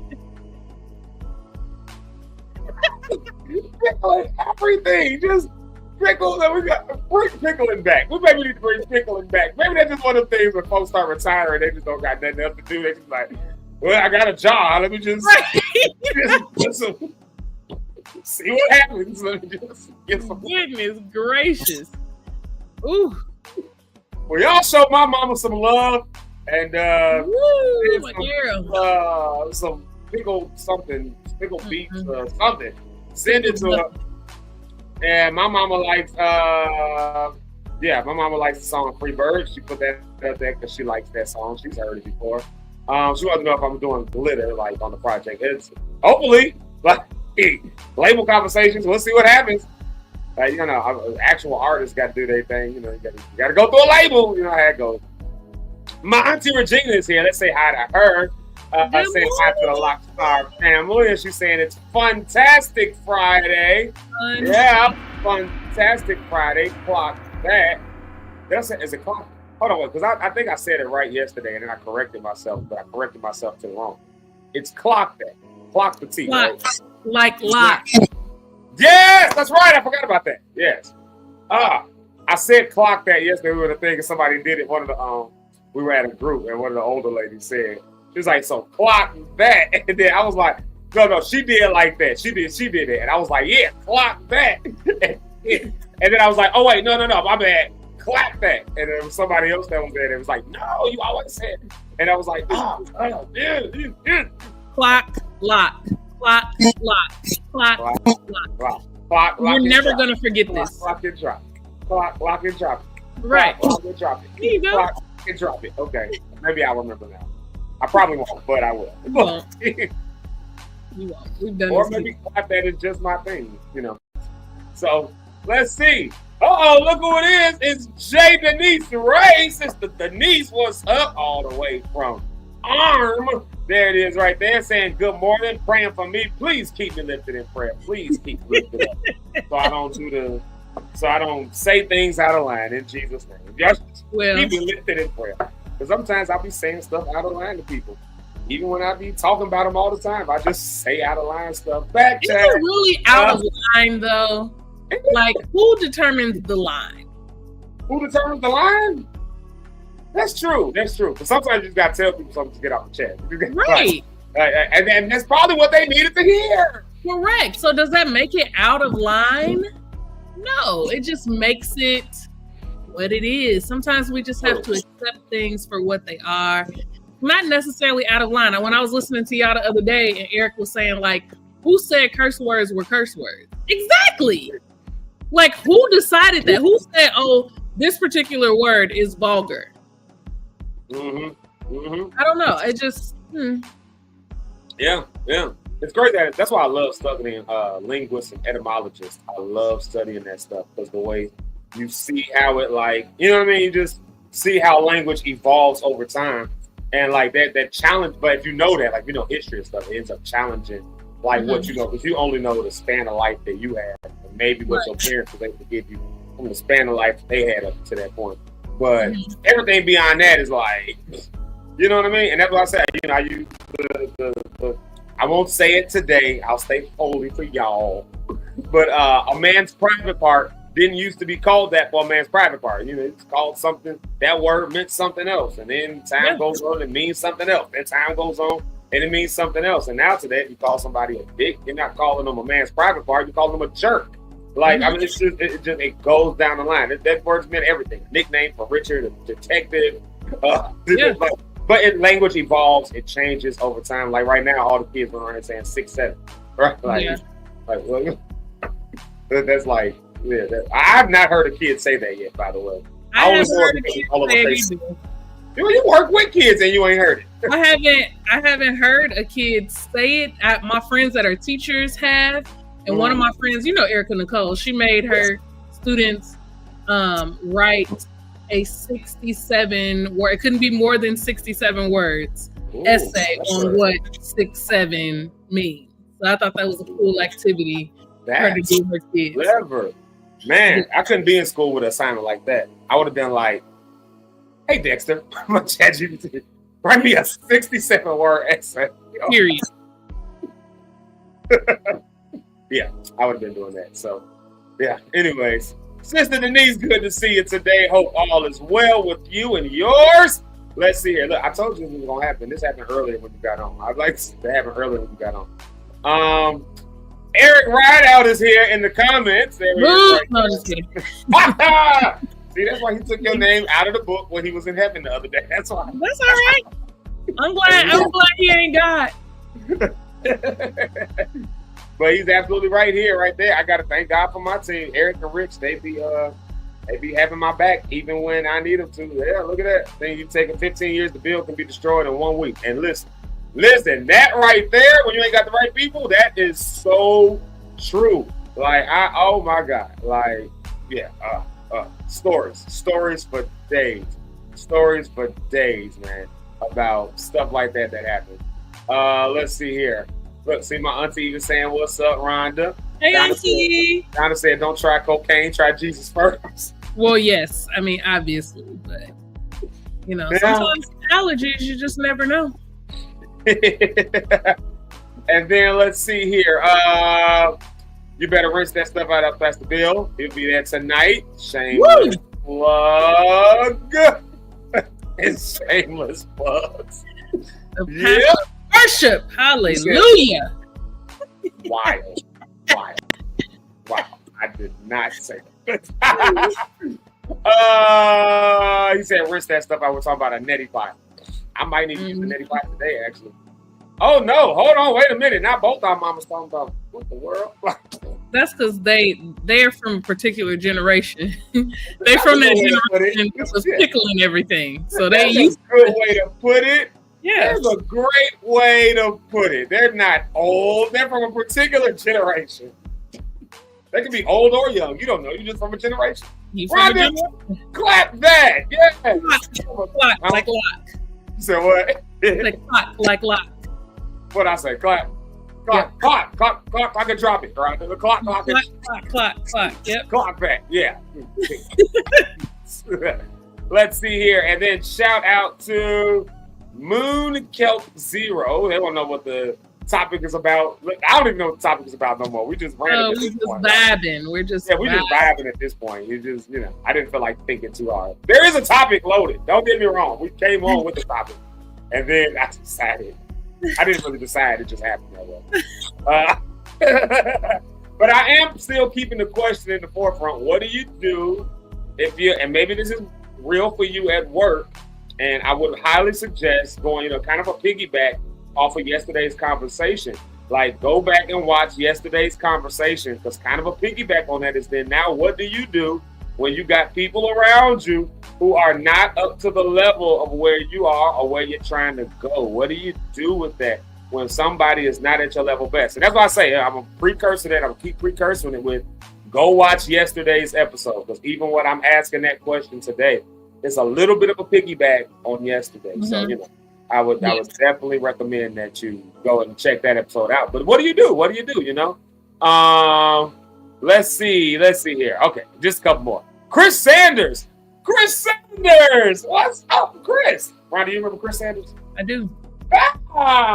You remember Chris. Oh, and you in the house, Olivet. The Black student delegation of Olivet. There we go. Yeah. Chris, we do have to have you on. You don't have to sign up to be a guest. You just got to hit me up. Just hit me up. Yeah. And Jesus, I don't know what that was in regards to, but whatever it is correct. I am who determines what makes a curse word a curse word. He said Jesus does, but oh, got you. Yeah, you have to give me some scripture where that would be accurate. That. And then the mamas are talking about us in the comments. Oh Lord, when mamas start getting together and talking about their kids. Oh, all right. Don't talk about us. We just don't like pickled things. I like regular pickles, but I don't like pickled. Well, I do like pickled red onions. Those are good, but that's about it. Now, okay, I'll give you that. Like on like a sandwich or something though. Like yeah. I just sit there and eat it. Like just to take a pickle. Like I'll eat pickles in it. But just to take some pickled beets or pig feet or something and pickled egg, like that's wild. Yeah, because why would you need to pickle an egg? Oh my! Can you imagine the smell? Open up that jar. That's the stuff. Eggs are already funky, and then you're gonna put vinegar with them. Like right. Yeah, Eric gonna have to go back up to heaven and start taking people's names off. Yeah, I bet whoever came up. That's his generation too. I bet he eat pickled eggs. He eat pickled eggs.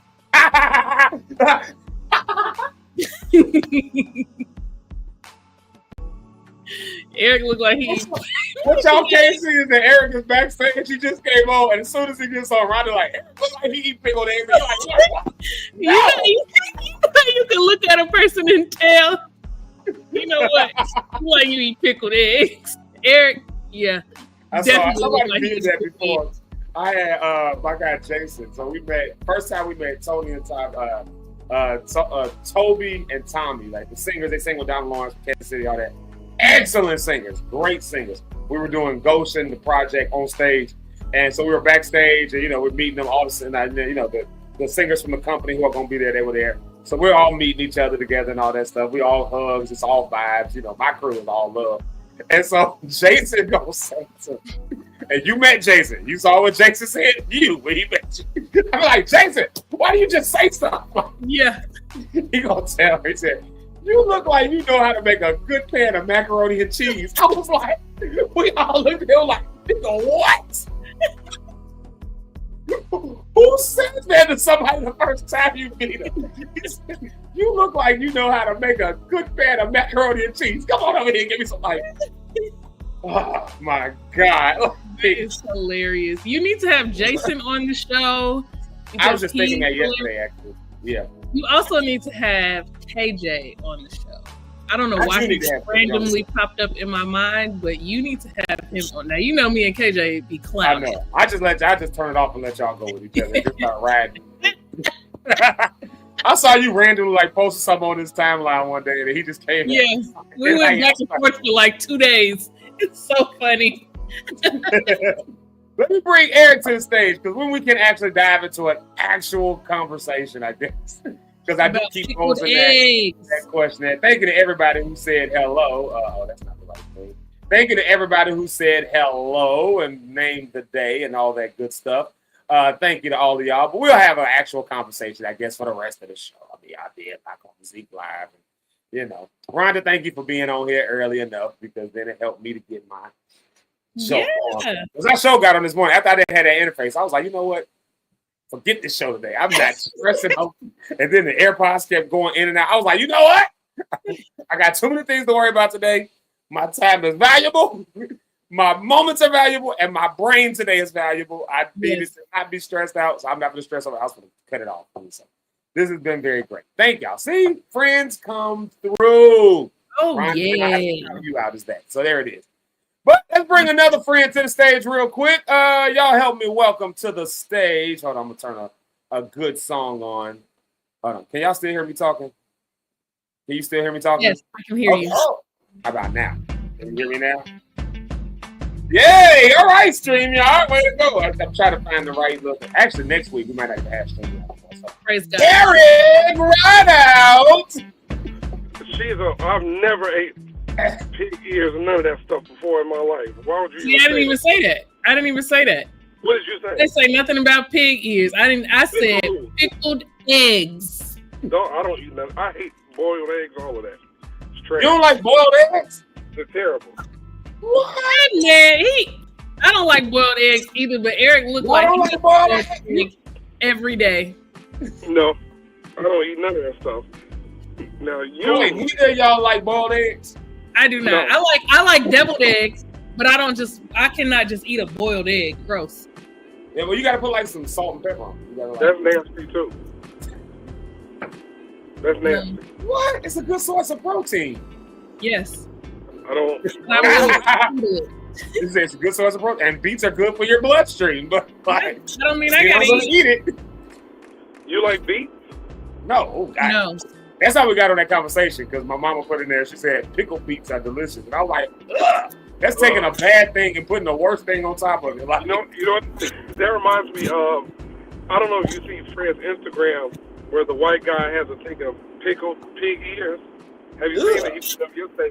And the guy's gagging because he opened it trying to sniff it, and his challenge is to eat one. It's hilarious, man.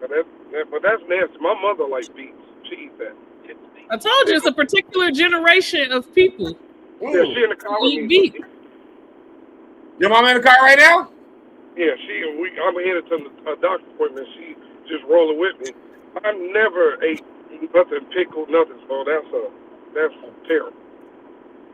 Well, y'all say what's up to Mama Johnny right out in the car with Eric. Hey! Y'all go show some love. Y'all show us some love.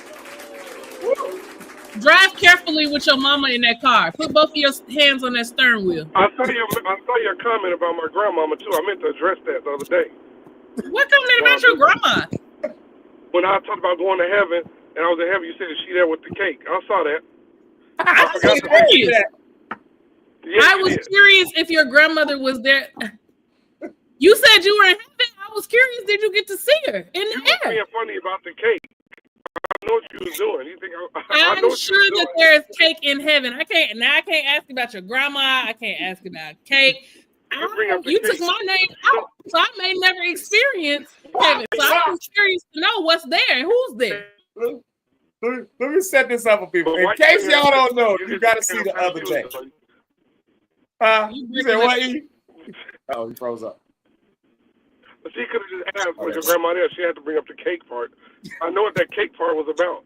Because she fell with that cake and down them steps. You are making an assumption. I never said anything about your grandmother, any stairs. All I said was, is your grandmother there? Does she have a cake? I was curious what flavor, but I didn't ask. Why would she have a cake? Well, why would she have a cake, though? Because taste and see that the Lord is good. That's why. He's the sweet I know. You know what I would like? Lock, and drop that. Yeah. All right, she right on that. So, I don't know, like, you're doing your new podcast. Intro. Yep, I don't know what you're saying. All I heard was something about. There it is. Not Dr. Rideout, PhD. You said you're doing your new. No, wait, Ryder doing it. There you go. No, you said. You don't want to be a petty now. Eric, we can't hear you. I think you're going through a dead zone. Oh, E, I think you're going through a dead zone. Yeah, nah. You like what about glitchy real bad. Oh, okay, there you go. Yeah. Real glitch? Yeah. No, what I'm saying is I saw Rhonda said she's uploading new podcast. Oh, yeah. Did you say that earlier? Yeah. It's uploaded right now. Yeah. You can listen to it on. I was just asking, is the intro video on there too, or is that a part? No, there is no. The intro video that is on my podcast was made by the woman who edits my podcast. The video shoot that I did does not exist. Yeah, let me say this for once and for all. Okay? For once and for all. But it was good. The video shoot. Your makeup was pretty. The video shoot is not a thing. Thank you. The video shoot is not a thing. Yeah, my hair was pretty and makeup, everything. Yes, and we're gonna let bygones be bygones. That was last quarter. That was. No, I just thought because you was doing the new stuff that was. No, it's not. Yeah, people have been. Yeah, because it was really good. DJ Red was in it. Jamaica. Yeah. Rhonda, she had a blonde streak in her hair and all that good stuff. Yeah. Okay. You had a blonde streak in your hair that day? Were you there, Zeke? I was. I know I thought they supposed to wear white and silver tonight. Like I'm just, and I'm the one in charge. Like clearly, I don't notice these things. Goodness gracious, Eric is once again. This just proves how obsessed he is with me because every time you turn around, he's asking me about this music video and complimenting me on how amazing I looked. Eric, thank you. I know, but. Like, I know that you may want the video for your own personal viewing. Whoa! Boy! Like, I just wanted you to have it. You've asked about this video on so many different occasions that it just proves your obsession. So, I'm going to send you what I have, and you can watch it at your leisure. You can edit it. You can switch it around. You can do whatever you need to do with the footage. Okay? No need. I just know you really wanted to put it out there, and it's just been so long. Yeah, but sometimes anyway, things don't work out. Pause. Yeah. Darn it. So long. Pause. So anyway, what was your topic about that you wanted to have? I don't even remember no more. I just me and Rhonda been vibing out so hard that I just we didn't even hit an actual topic. Okay, I am gonna ask this question again because I have been asking the people this question over and over again. I'm actually glad you're on here because you put up a comment that did make. I'm trying to find it. The team comment? Yes. So what I said was a good can either push your career, I said, or a bad team can take what you worked 21 years on putting together and destroy it in a week. Yeah. True. We've seen that in this music business, man. People who have good teams around them, churches, people that have good teams around them, and then you have those that have the bad ones. And it don't have to be, your whole team don't have to be bad, man. It could be 5 people on your team. You can just have one idiot on there who messes everything up. Literally. Yeah. I can share that from example. I was in a male group back in the day, right? And we received a phone call. What kind of group was it? It was a male group. We was the singing group, right? It was 4 of us. And we was killing them. I ain't gonna lie to you. We was killing them. So what happened was, Fred Hammond was still in his prime of his group commission. We received a phone call from, it said face-to-face on the call ID, my godbrother, Kajana, that you met, Zeke. They called his house. They was like, hey, we want to talk to you all about working with you all. You all are made, blah, blah, blah, blah. And his ex-wife decided she was going to negotiate because she was handling stuff. And that call, it quickly ended. And we spent years to build up to that for this nut to try to have a conversation that she was unqualified to have. And I didn't even agree to her doing it, you know, and she ruined it. Reminds me of another group. I'm not going to say the name of the group, but you know Mark Hubbard. I can say his name because he benefited on it. I mean, no, Mark Hubbard. Hold on, what you say? I'm not going to say the name of the group, but you know. No. When I say Mark was a part of helping this happen. Gotcha. I was in a community choir that Ty Scott was trying to sign. Mark kind of hooked us up. And the guy over the choir at the time thought he was the shrewd negotiator, went in there talking business. And I'll put it like this. We didn't get the deal. Adrian B. King and Reverence got it. Because our guy did not know what he was talking about. So, and we was in that group for years, man. That's what I'm saying. You can be in something for years. And one dummy try to have an important business conversation and ruin it. That's why you got to know people's place. If this person might be good as an administrator, but they're horrible at public speaking, or this one might be good at public speaking and horrible at administrative work. You got to know who fits where. Yeah. A lot of times people hire their friends in. I remember when Beyonce fired her dad. You know, I was working as a label rep for that label, for Music World. I was working there then with them, with Nicole Hayward, doing stuff. And that shook the whole company. Like, your daddy would, but, you know, sometimes, too, Zeke, you can have the same management team, and you outgrow people. That don't mean they're terrible. They were good for a certain level, but you need somebody to take you here. Or you want people for what they're for. Like, I remember Beyonce's thing when she was, like, explaining to everybody. Was like, was you mad at your dad? Was you like, no, I just needed my dad. Like, I was going to a level where I didn't want to keep going to the house, and it was just business. Like there was a lot of stuff going. Having kids, it was like I just needed my dad. Like I just needed my daddy. Like so, somebody else can do the management thing. He gonna be all right. Like I need my dad. Like not my manager. So like sometimes you got to just move people around because they maybe hold certain new spaces or you know other spaces in your life as well.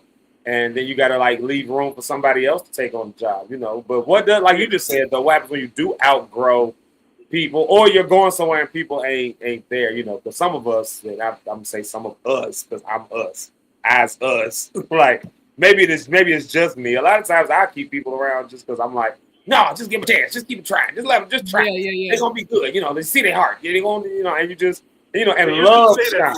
You say that all the time, and then. You know, then I'll tell you, I don't know I care about that. They got to go.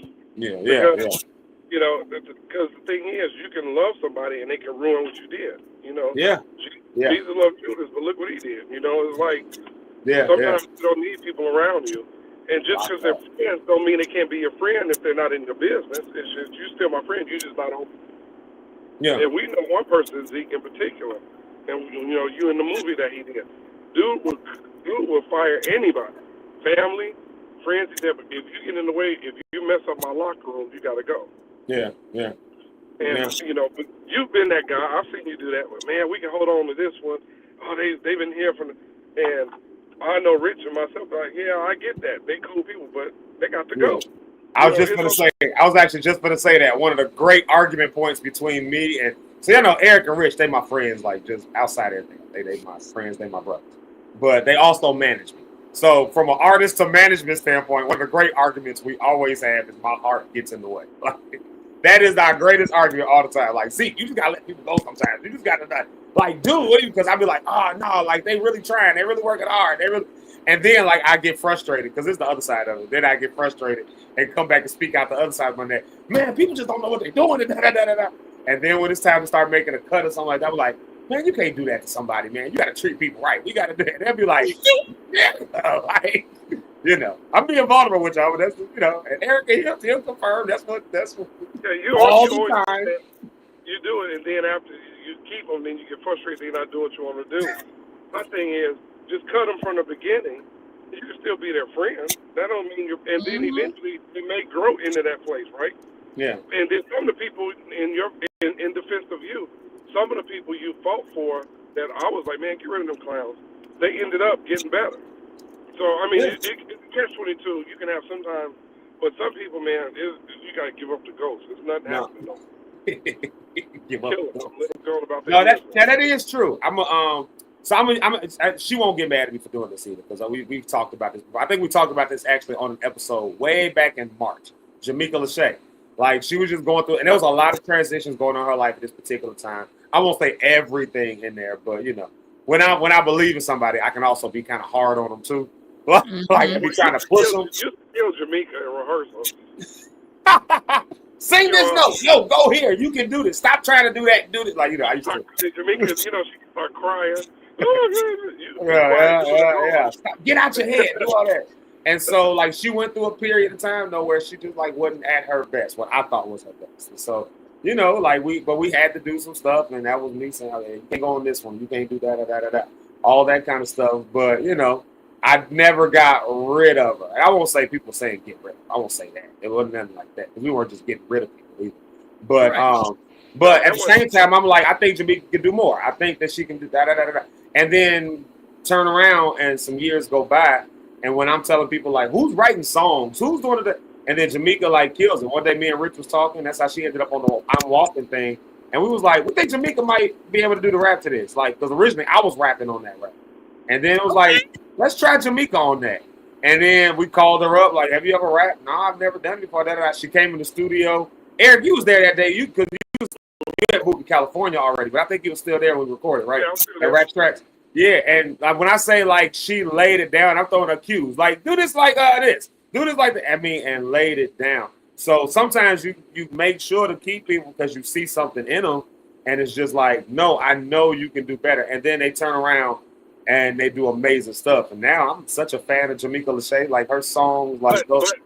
But to that too, on the same token, you can see something in somebody and they don't see it in themselves, and you waste your time spinning the wheel. Yeah, I was just about to say that. Yeah. Now you waste your time. And that's what some of what we had, man. It was like, hey man, I see what you're saying.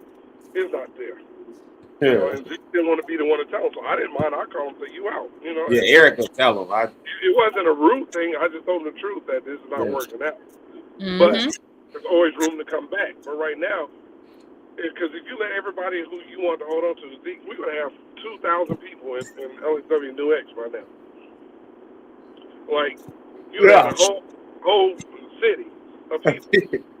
That happened with BRL. We had like 60-something people at one point, and I got irritated with the people one night. Me and Nina sat in front of them, and we did this thing. I cut it down. I kicked out almost 40-some people in one night. It was quick. Wow. Like, you know, but we ended up with what we got that worked. And because the thing is, I don't know everything, man, but I do know some stuff. I've been doing this a long time. And you can see stuff in people. Zeke, you see stuff. It's just like Rhonda. Rhonda's a podcaster, right? So Rhonda can probably look at somebody else's podcast and be like, yeah, they don't have it. This ain't going to be a good one. And maybe watch half an episode, and she can tell from watching half an episode, this is not good. There's no flow to how they interview people, how they talk. Because that's her area of expertise. You know? I can't talk about podcasts like that, even though we've done them before. That's something that she's good in. I don't talk about writing music. I wrote songs for Zeke. That's something you do. But I just think if people, that's another thing with your team. Put people in place who are good at what they do.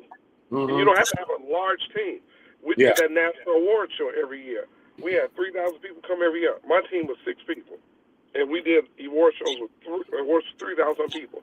Think about Fred Hammond. Fred is a living legend. You know, big, and you know, he travels. He got all this stuff going. We got 3 people on our team. No, 5. I'm sorry, 5.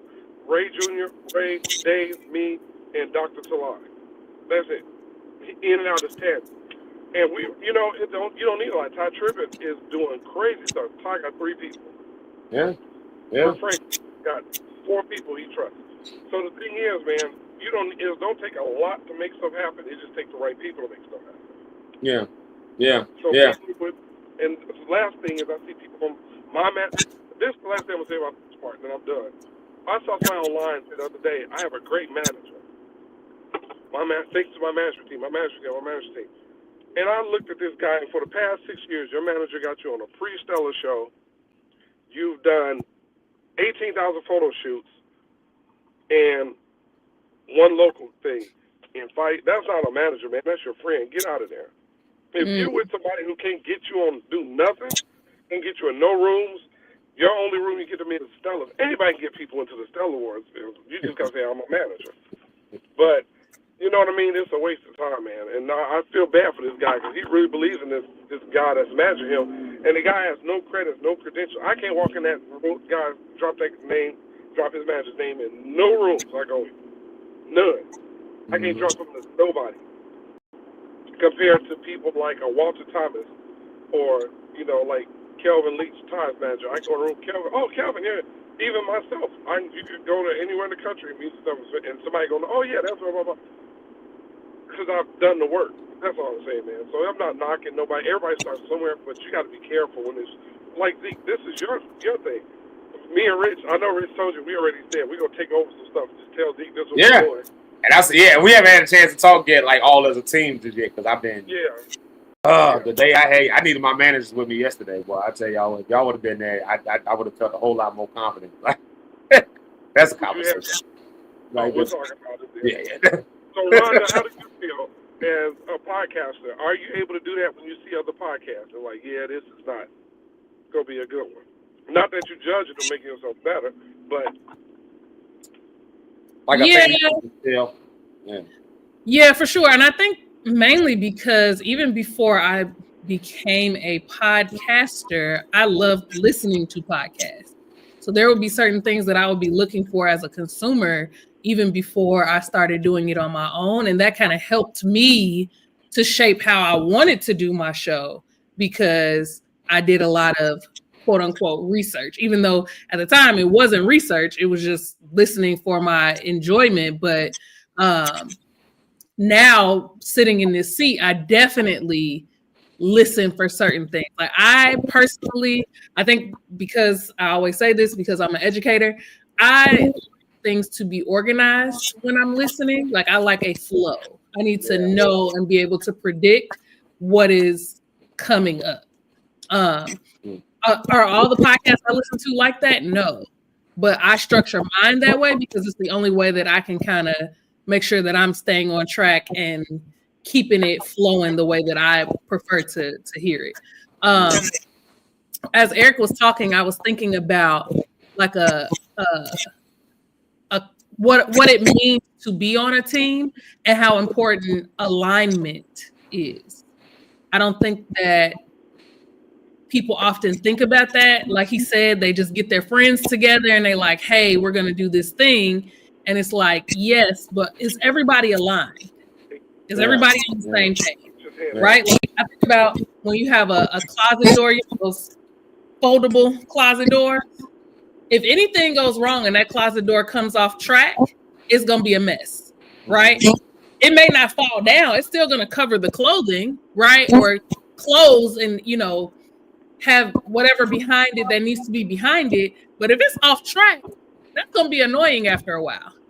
You're going to be going in trying to open that closet door and it's going to be rickety. It's going to be falling down. It could injure someone. So if you're not aligned with your team, then you're bound and destined to have problems. It may not happen right away, but eventually, if you're not aligned, you're going to have some issues. And so I value alignment. I don't need a lot of people with me. I just need people who are aligned and believe in whatever it is that we are doing, and they're committed to their portion of it. You don't have to be committed to being behind the mic. That's my job. I got to be committed to that part. But you got to be committed to whatever part you're playing on this team. And if you are not committed and you are not aligned, then you can't be on this team. We can still be friends. We can still hang out. We can still go do our thing. But for this portion in this stage in my life, there's not a place for you. And I've been on both sides of that, right? Like I've done stuff with people, and I opted out myself because I didn't have the capacity to fully commit. Yeah. And things were being asked of me, and I knew that I was just kind of halving it as trying to be a team player, but it wasn't fruitful. Yeah. And so before somebody had to ask me to step down, I was like, hey, I'm actually not gonna be able to do this anymore. I can help you find somebody.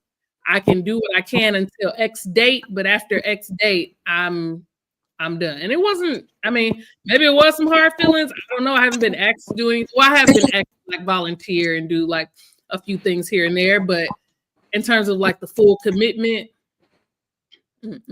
couldn't do it anymore. So that's such a thing there. Yeah, knowing when you at your capacity, so you can say no, or you can step away or step down. The problem is most people ain't gonna do that because they think that they all right. Like ain't nothing worse than the only thing worse than trying to deal with somebody who don't know what they're doing is dealing with somebody who don't know what they're doing, and you can't tell them that they don't know what they're doing. Man, like that's the only thing worse than because I can deal with somebody who don't know what they're doing. Like that's understandable. You don't know what you're doing. You say I don't know. Okay, either we make a choice. Do we need to get you trained up? Do we need to like maybe make just an arrangement for this particular thing? Maybe you're good in a bunch of other areas, even around this same particular thing. But when it comes to this part, we just need to make something for it. Or maybe we need to just move you out the way totally and do it so you can make room for somebody else. Yeah, that's fine. We can do all of that. But that comes with the acknowledging you don't know what you're doing. Like, only thing worse than like trying to work around somebody who don't know what they're doing, trying to work with somebody who don't know what they're doing, and they will not admit that they don't know what they're doing, and they'll have you thinking they know what they're doing. They won't have you thinking because you know they don't know what they're doing. But they trying to convince you that they do, and you just like I mean, like what do you go? You know what I mean? Like, and the only thing worse than that is when they will stubbornly get mad at you and start throwing little shades and stuff like that. And then you know, that's when sometimes the Zeke part does come out in those moments. Yeah. Like, everybody go home. Just everybody. I know everybody go. I did that one time. We were getting ready for a concert. Like this was the first time they saw me just blow up on everybody. Like I just blew. Like we were getting ready for a concert, big concert we had, and the band really dropped the ball. This was like I had a music director. He was supposed to be doing some stuff. He didn't get the music in time. He did all this stuff that they wanted to compose and do. All right, fine. Take the song. Here's the song. Do that. They came in one day. They was playing something. I was like, what are y'all playing? Like, I gave them the structure and the outline. I was like, what is this? This is that song. Da-da-da. No, this is exactly what you gave us. I'm a musician. That is not what I played. That ain't even the chord structures I had. Like, what are y'all? No, bro. Da-da-da. So, you know, they just kept going back and forth. This one particular person just kept getting like, handle your guy. I bet I don't need him here. Then and it started turning to that until eventually, like we got like to a third or fourth song, and then we talking like 2 days before this big concert. Like, and it just like, and they were supposed to have some stuff. They've been rehearsing it. I'm like, I don't know what y'all been doing, bro. I ain't gonna lie. We just got this stuff like just the other day, and so he asked me to do that. You know what? Everybody go home. Like, it's so quiet. I'm talking like 70 people up there. They're like, is he like mad at us? Is he? And I no explanation or nothing. I just blew up. Everybody go home. No, rehearsal is done. Just no, get out. Everybody out. Just go. Like people, you know what I mean? And then so later on, you know, I went home and I tracked out that entire thing myself overnight. And then came back to the concert like for sound check, and I was like, this is what we doing. Y'all got like an hour to learn it. Right. This is what we doing. And then you know. But sometimes but that's the problem though. If you get to that point, that's what ends up ultimately happening. Somebody gonna blow up. Yeah, for sure. Let me do this real quick. Let me bring to the stage. I didn't ask him if he was ready. Doc, you ready? You backstage, y'all. Let me. All right, he is ready. Okay, y'all see, I'm just not on my top game today. Not having a microphone, I feel like it's just. Yeah. Like it just, you know, when you just used to certain things, like it's just like not there and it's just different. So let's see here. Here we go.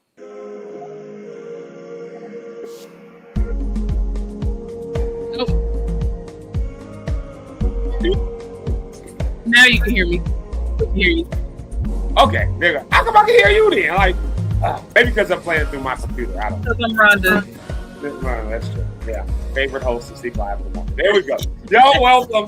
Even though Rhonda's the favorite, y'all welcome. Even though my name is on the show, Rhonda's the favorite, and Rich is the past star. So y'all welcome him. Maybe he'll pray for us because we've been tripping all day.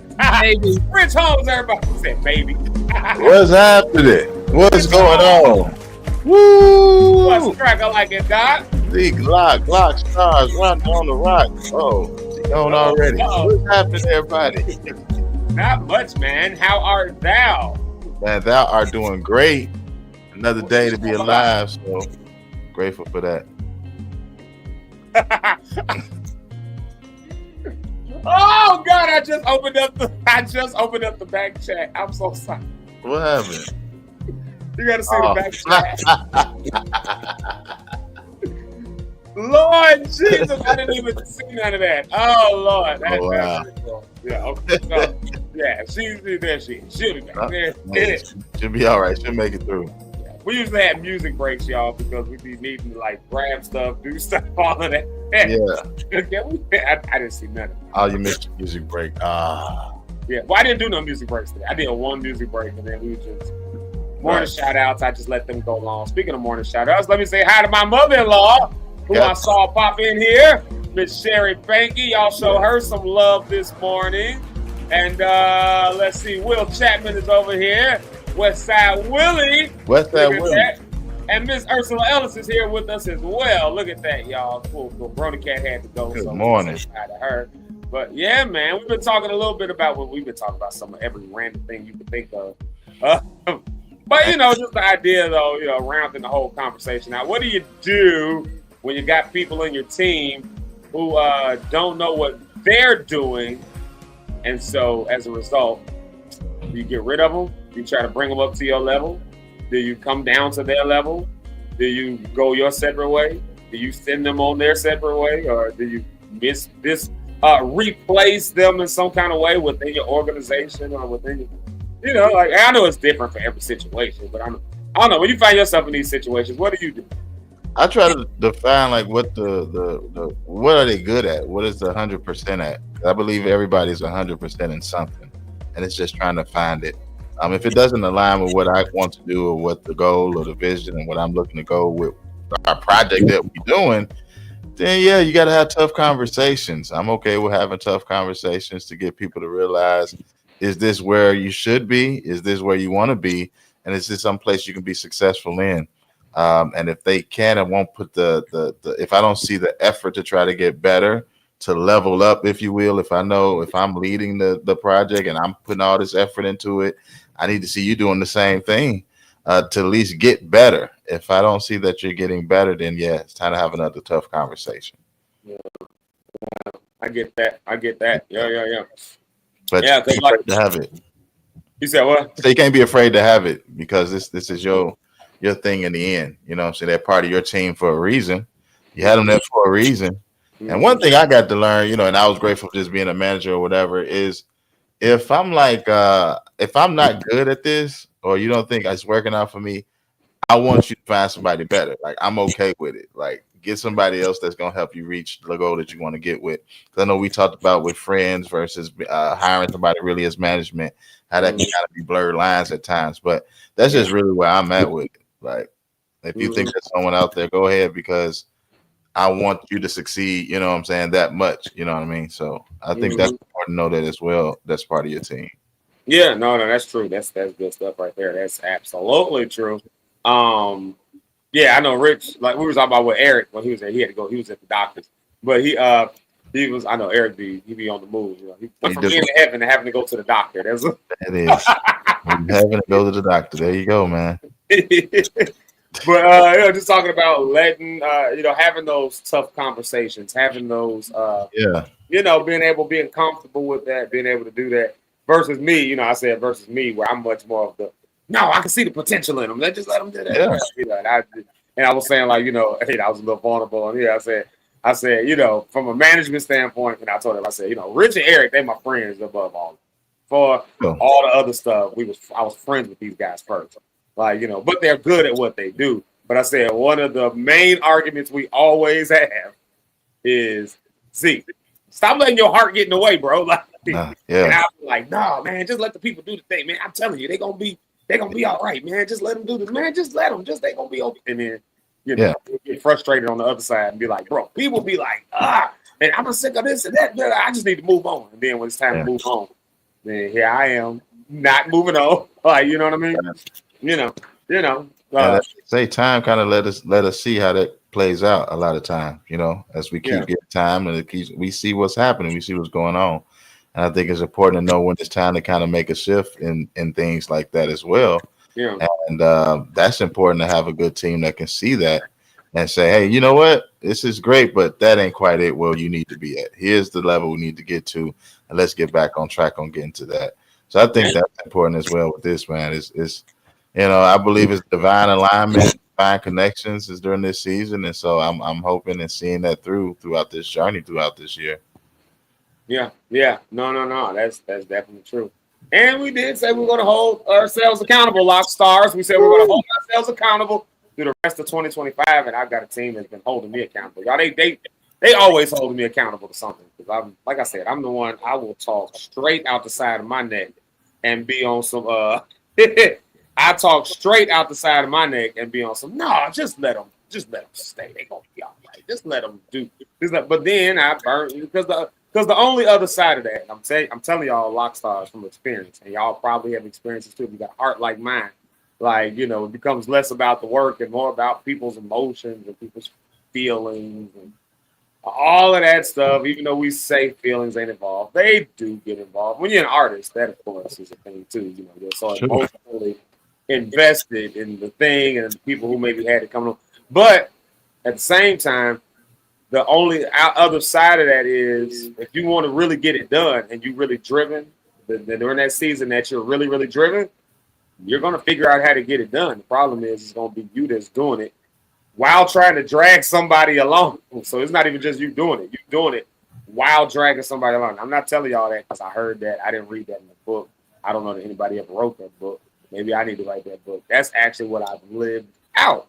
And so now it's like you got to change that, But you got to have people around you who at least will call that out. Shout out to Rick. Shout out to Eric. They definitely hit me up. All right. I was like, you know what? I'm not even mad at that. No, I'm not mad at that. They're like, yes, let's do that. Yeah. That's it, man. Because I think it goes back to value, like you was talking about yesterday. You know what I mean? That's a great point. Understanding your value and the more you lean in and value, I think it helps everyone or anyone that's in that position to make better decisions on who to surround themselves with. And we always talking about being with a community or like-minded people, but that's really what is your core group? Who are those ones that's going to help you during those times of where you do feel down, where you do feel like you can't do this? Who's going to help build those structures to help build you back up? And sometimes it is you by yourself, but oh my goodness, if you can build a group of people, and it don't take a lot, you know what I mean? Sometimes people think it takes a whole lot. It don't take a whole lot. And I love what with the AI models and all that. And if you're learning more about that, you'll see it don't take a whole lot. To help you out for sure. That's all this AI stuff. I sent y'all a text earlier today. Some Pastor Bill had sent me, and I was like, "Oh, look at this! There's maybe some stuff we gotta use. There's some good tools, like AI models and stuff like that, like stuff that Like my cousin was talking about that yesterday. Like, so that's gonna take a lot of people off their jobs. That's gonna take a lot of people off. Hey, Rhonda. Hey, oh my goodness. How's everything? Rich. Rhonda. Good to see you. Sorry, I had to abruptly jump off when you got on. I was trying to message the host, and he just was not looking at the back chat, and so I just had to. I saw the back chat after the fact, and then I was like, "Oh, my bad." Like, man, my bad. We're all good now. Everything's fine. Well, praise ye thou Jehovah. We're glad that man. That's good to hear. Yeah. Praise ye thou be Jehovah. Yes. Oh man. But that's absolutely true, Doc. That is so absolutely true. Just having to honestly, just having to, come to grips with that. And that's the thing that's in this season that now I'm having to deal with, right? Like, because otherwise it's me that comes from the chopping block. That's ultimately what happens. While you try not to put somebody else on the chopping block, then you end up taking on too much. I'm just telling y'all from experience. Then next thing you know, you the one that end up with your head on the chopping block. Yeah. You shouldn't have been in that position in the first place. Because you could have protected your neck. Yeah. Way earlier. And people who get that, I really do have a lot of admiration for people like that. Who just, I ain't gonna say don't have a heart, but they don't have the same heart that I have that is determined to make people how do I want to say this? To make people like step up to a level, like, because I'm the kind that's like, no, I'm gonna try my best to pull you up. I'm gonna try my best, but sometimes pulling people up, you got to come down far enough that you can actually reach them and grab them, which takes you away from where you should be and what you're doing. And so, you know, that and here's something that I think I'm a bet that I'm learning as we go through. You may not always have to be the hand that has to hold them and help them up and pull them up. You can build enough strong legs, enough long, strong arms that can get down there to where they are to pull them up as well. So it doesn't always have to come from you, the person. That's something I'm learning myself in this journey. Because so many times, and as being this going to church, being a pastor, a lot of times they put our hands to touch everybody and touch everything. But if you build enough structure, I think you still can get those needs met and touch those people as well. And in the moments where you can't individually get there, so that you're not burning yourself out, then absolutely you show up and be the best that you can be. But I think that's also something to do in that space. Yeah, no, absolutely. That becomes a thing, right? When you're like, when people look to you, you know what I'm saying? When people look to you, it's like you kind of become the I don't know. I kind of use the word the charisma behind it all. You're the charismatic one. Sure. I can use that as a sense, like, and because of that charisma, then people lean into that more than they lean into anything else. One thing I learned is check the back chat. What does that say? Got you. Oh, there's a weird noise coming from me. Oh God. When other people are talking, why would you? That's why I put in the back chat. Yeah, they put some back chat live for me. We're gonna take a media training class. I'm doing a start course. I'm gonna charge $25 to come learn media training courses for those that need it. Come on, will that be one? Class 101. Don't say the back chat out loud. Well, yes, indeed. Is it gone when I mute? Let's see. Is it that's why I was muting you. I had it. I just wanted you to. Got you. I had it under control, but okay. Oh, I didn't even know you did. Yeah, because you don't need to know. You just need to do it, and just please let me be on your team. God, I had a thing going. I just wanted you to know that I was doing that. I shouldn't have said anything. That's on me, because I was muting your mic the whole time Rich was talking. Your mic was muted, and we didn't have the noise. Oh, what kind of noise is it? It's like here. Yeah. That's weird. I wonder if it's because I'm coming through this. It is. I don't even know. I don't even know anymore when it comes to StreamYard. In about 2 weeks' time, it will not be StreamYard anymore. It'll be EV Mux, and then we'll have to learn a whole new program. So that's but yeah. I think it's because when we talk, it's like hearing it double, if that makes sense. Like it's coming back through your microphone. Oh. So that's why I muted your mic. And now we had a whole 5-minute conversation about why I muted your mic. But which was supposed to be in private. Yep, just friends talking behind the scenes. That's it. Let me see if I put something in the private chat. Let's see if you see it now. I won't now because I didn't. Now I know I do it, so now I won't. I've learned to pay attention to the back chat. What does this say? What you say? Mic. Let's see this guy. Well, you see what happens. At first, I don't look at the back chat. Turn your mic down. Oh, thank you, Rich. Goodness gracious. This guy. Yeah, at first I don't look at it. And Rhonda's having a whole crisis over there the whole time. And I'm just I'm like, sir. And Rhonda, here's another question for you while you're having a crisis. Follow up that question with this answer now. It's like, please. Let me go. Listen, let me go. Are y'all lock stars coming out tonight to see Zeke? Are y'all coming to hear Zeke? People coming out. I want to know, are y'all gonna be in the building tonight? I want to see your face. I want to shake your hands. I want to take a picture with you. I want to interview you for the VUE Network. I want to do all that. Come on out here tonight and let's celebrate God. Let's celebrate this great church who's been in. How long they been in there? How many years now, Zeke? 102. Oh my God. 102 102 years in that great community. We need to see you in the building. And guess what? Zeke Locke wrote all the music. Zeke Locke wrote all the songs. Zeke Locke did that?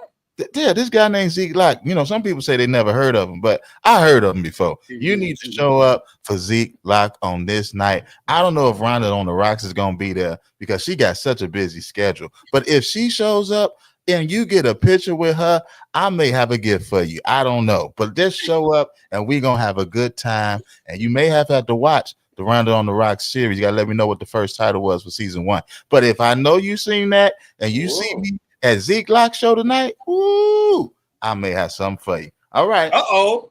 Well, shoot, let me go do my homework, man. I can go catch this Zeke Locke guy tonight that you're talking about. I want to catch him and see what he's up to. Yeah, under the direction of the Pastor Bill Ellis. You can't forget about Pastor Bill Ellis. Pastor Bill Ellis, shout out to Pastor. Everybody. Yes, he does. Everybody. We were wearing we was all on the live like, yo, I'm Bill Ellis and I love everybody. Yeah.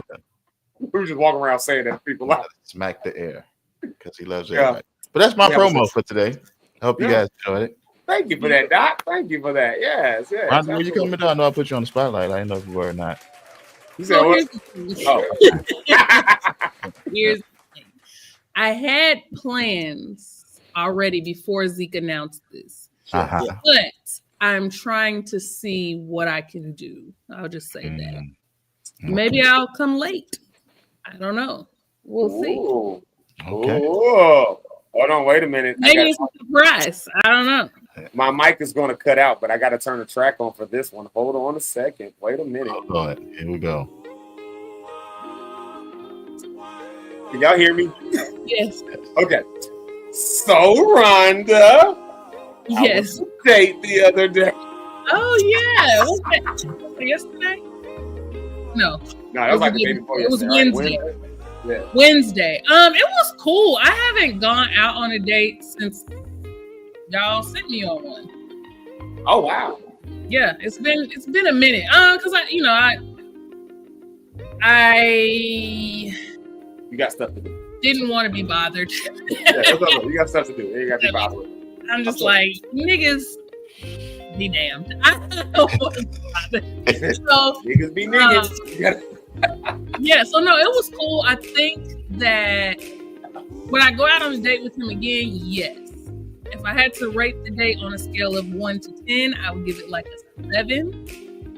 I don't know if this is just part of my personality or if it's the other person, but I feel like I carry the conversation quite a bit. And it's very hard for me to just sit in silence. So I feel like I'm like asking a lot of questions and then it starts to feel like an interview. But you're not giving me nothing. I genuinely don't know what to do in those moments. There were not a lot, but there were a few moments where I was just like, hello. Like, now you asked me something. Like I asked you something, now you asked me something. Like that's how conversation works. Back and forth. There was a conversation about why I wasn't drinking. And I intentionally got there before he did. I intentionally ordered a drink before he got there because I didn't want questions like, oh, you're not drinking alcohol, blah, blah, blah. So I got like ginger beer and grenadine. And he was like, when we were getting ready to leave, he's like, oh, you're not going to finish your drink? And I was like, no, I'm not, it's fine. And he was like, oh, I'm surprised you're not finished. I'm like, well, it's not alcohol. It's just, He's like, oh, you don't drink? And I was like, no, not really. He's like, why not? Because I don't. I just don't want to. It's Wednesday. It's the middle of the week. I don't even know what I said. I'm like, yeah, it's just, I don't. I just don't want to. He's like, okay. And then, of course, the question of like, oh, that's all you gonna eat. I'm like, I got 8 wings. I got fries. I don't know why I got fries. I felt so like weird just ordering wings that I was just like, oh, I gotta get a side. And then I was gonna get Brussels sprouts, and he made this big deal about how nasty Brussels sprouts are. And so I was like, well, that's gonna be odd if I sit here and eat Brussels sprouts and you hate them. So I was just like, okay, let me just get some fries. And they brought me this massive amount of fries, which pre-surgery, I would have probably put a huge dent in them. But now I'm just like, hey. So I ate like one wing and maybe like 5 fries. I had to force myself to eat the fries. And he was just like, oh, that's all you're going to eat? You're not hungry? And I was just like, yeah, I don't really have an appetite. So you didn't tell him about the surgery? No. I mean, at the end of the day, he could find it. It's like enduring content on the social media. Yeah. But I was like, if I never see him again, like, do he need to know that much of my business? You know what I'm saying? If I don't ever go on a date with him again, I just didn't feel like it was necessary. And then I didn't know what would come after that. Because I'm still a pretty, like, thick girl. So yeah. I didn't want a nigga being like, damn, well, how big, what? You know, people don't know how to navigate in those situations. So I didn't want to have to, like, my body because he say something crazy. So I was just like, you know, I could another time, and maybe if we go out again and it comes up, then I will maybe share. But like, I didn't want to go on the first date.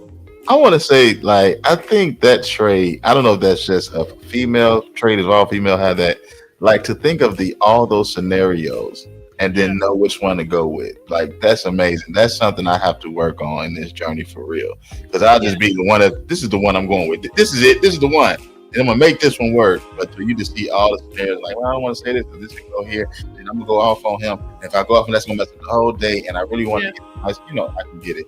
So let's go.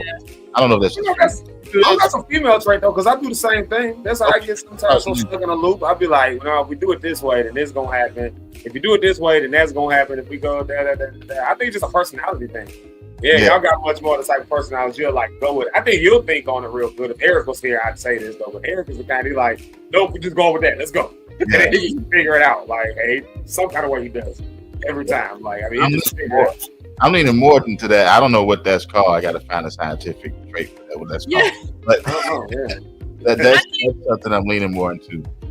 I think I'm really good at making in the moment decisions, like minute by minute decisions.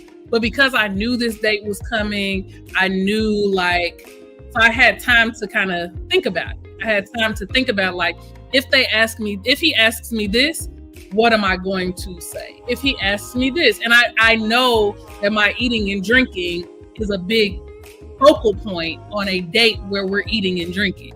So I had already like gone through some scenarios in my mind, like if they ask me this is what I'm going to say, so on and so forth. And that's why I said I intentionally got there before him. I intentionally sat down and ordered a drink before I even let the waitress know, like, I'm on a date. This is my first date. Keep an eye out, sis, because people be crazy. Like, for real. I even like how I parked and backed my car into the space because I didn't want him to see my license plate because I have a vanity plate. So I like thought about all of that stuff before even going out, which may sound crazy to some, but that's crazy. That's crazy. You know, I guess I haven't really had to think about like that kind of stuff in a while, like dating people. And even people I have dated or whatever, of course I'm married now, but even people I dated, like usually people I knew. So I won't say that I knew, but I'm just kind of, so I never had to think about that. But when you think about it, how wild dating actually is, like you meet a random person that you've never known before. You don't know nothing about them. For a guy, it's the most terrifying thing in the world where you have to like ask her like it'd take you forever to work up to finally getting the courage to ask a girl. But for the girl or the woman, it becomes like, dang, do I have to like should I say yes to this? And then when you go, it's like, is this nigga crazy? Like, what do he see in me? Like, oh my God, am I all the thoughts that go through the head? Meanwhile, in his head though, usually it's the same kind of thoughts that's going on. Like, I want to like look like a goofy. I want to say something out of line. And it's just like this awkward phase that uncomfortable. Yeah, that weird awkward phase.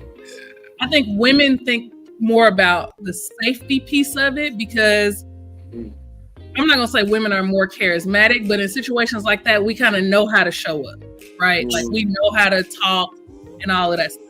I think, so we're thinking about, how do I keep myself safe in this moment?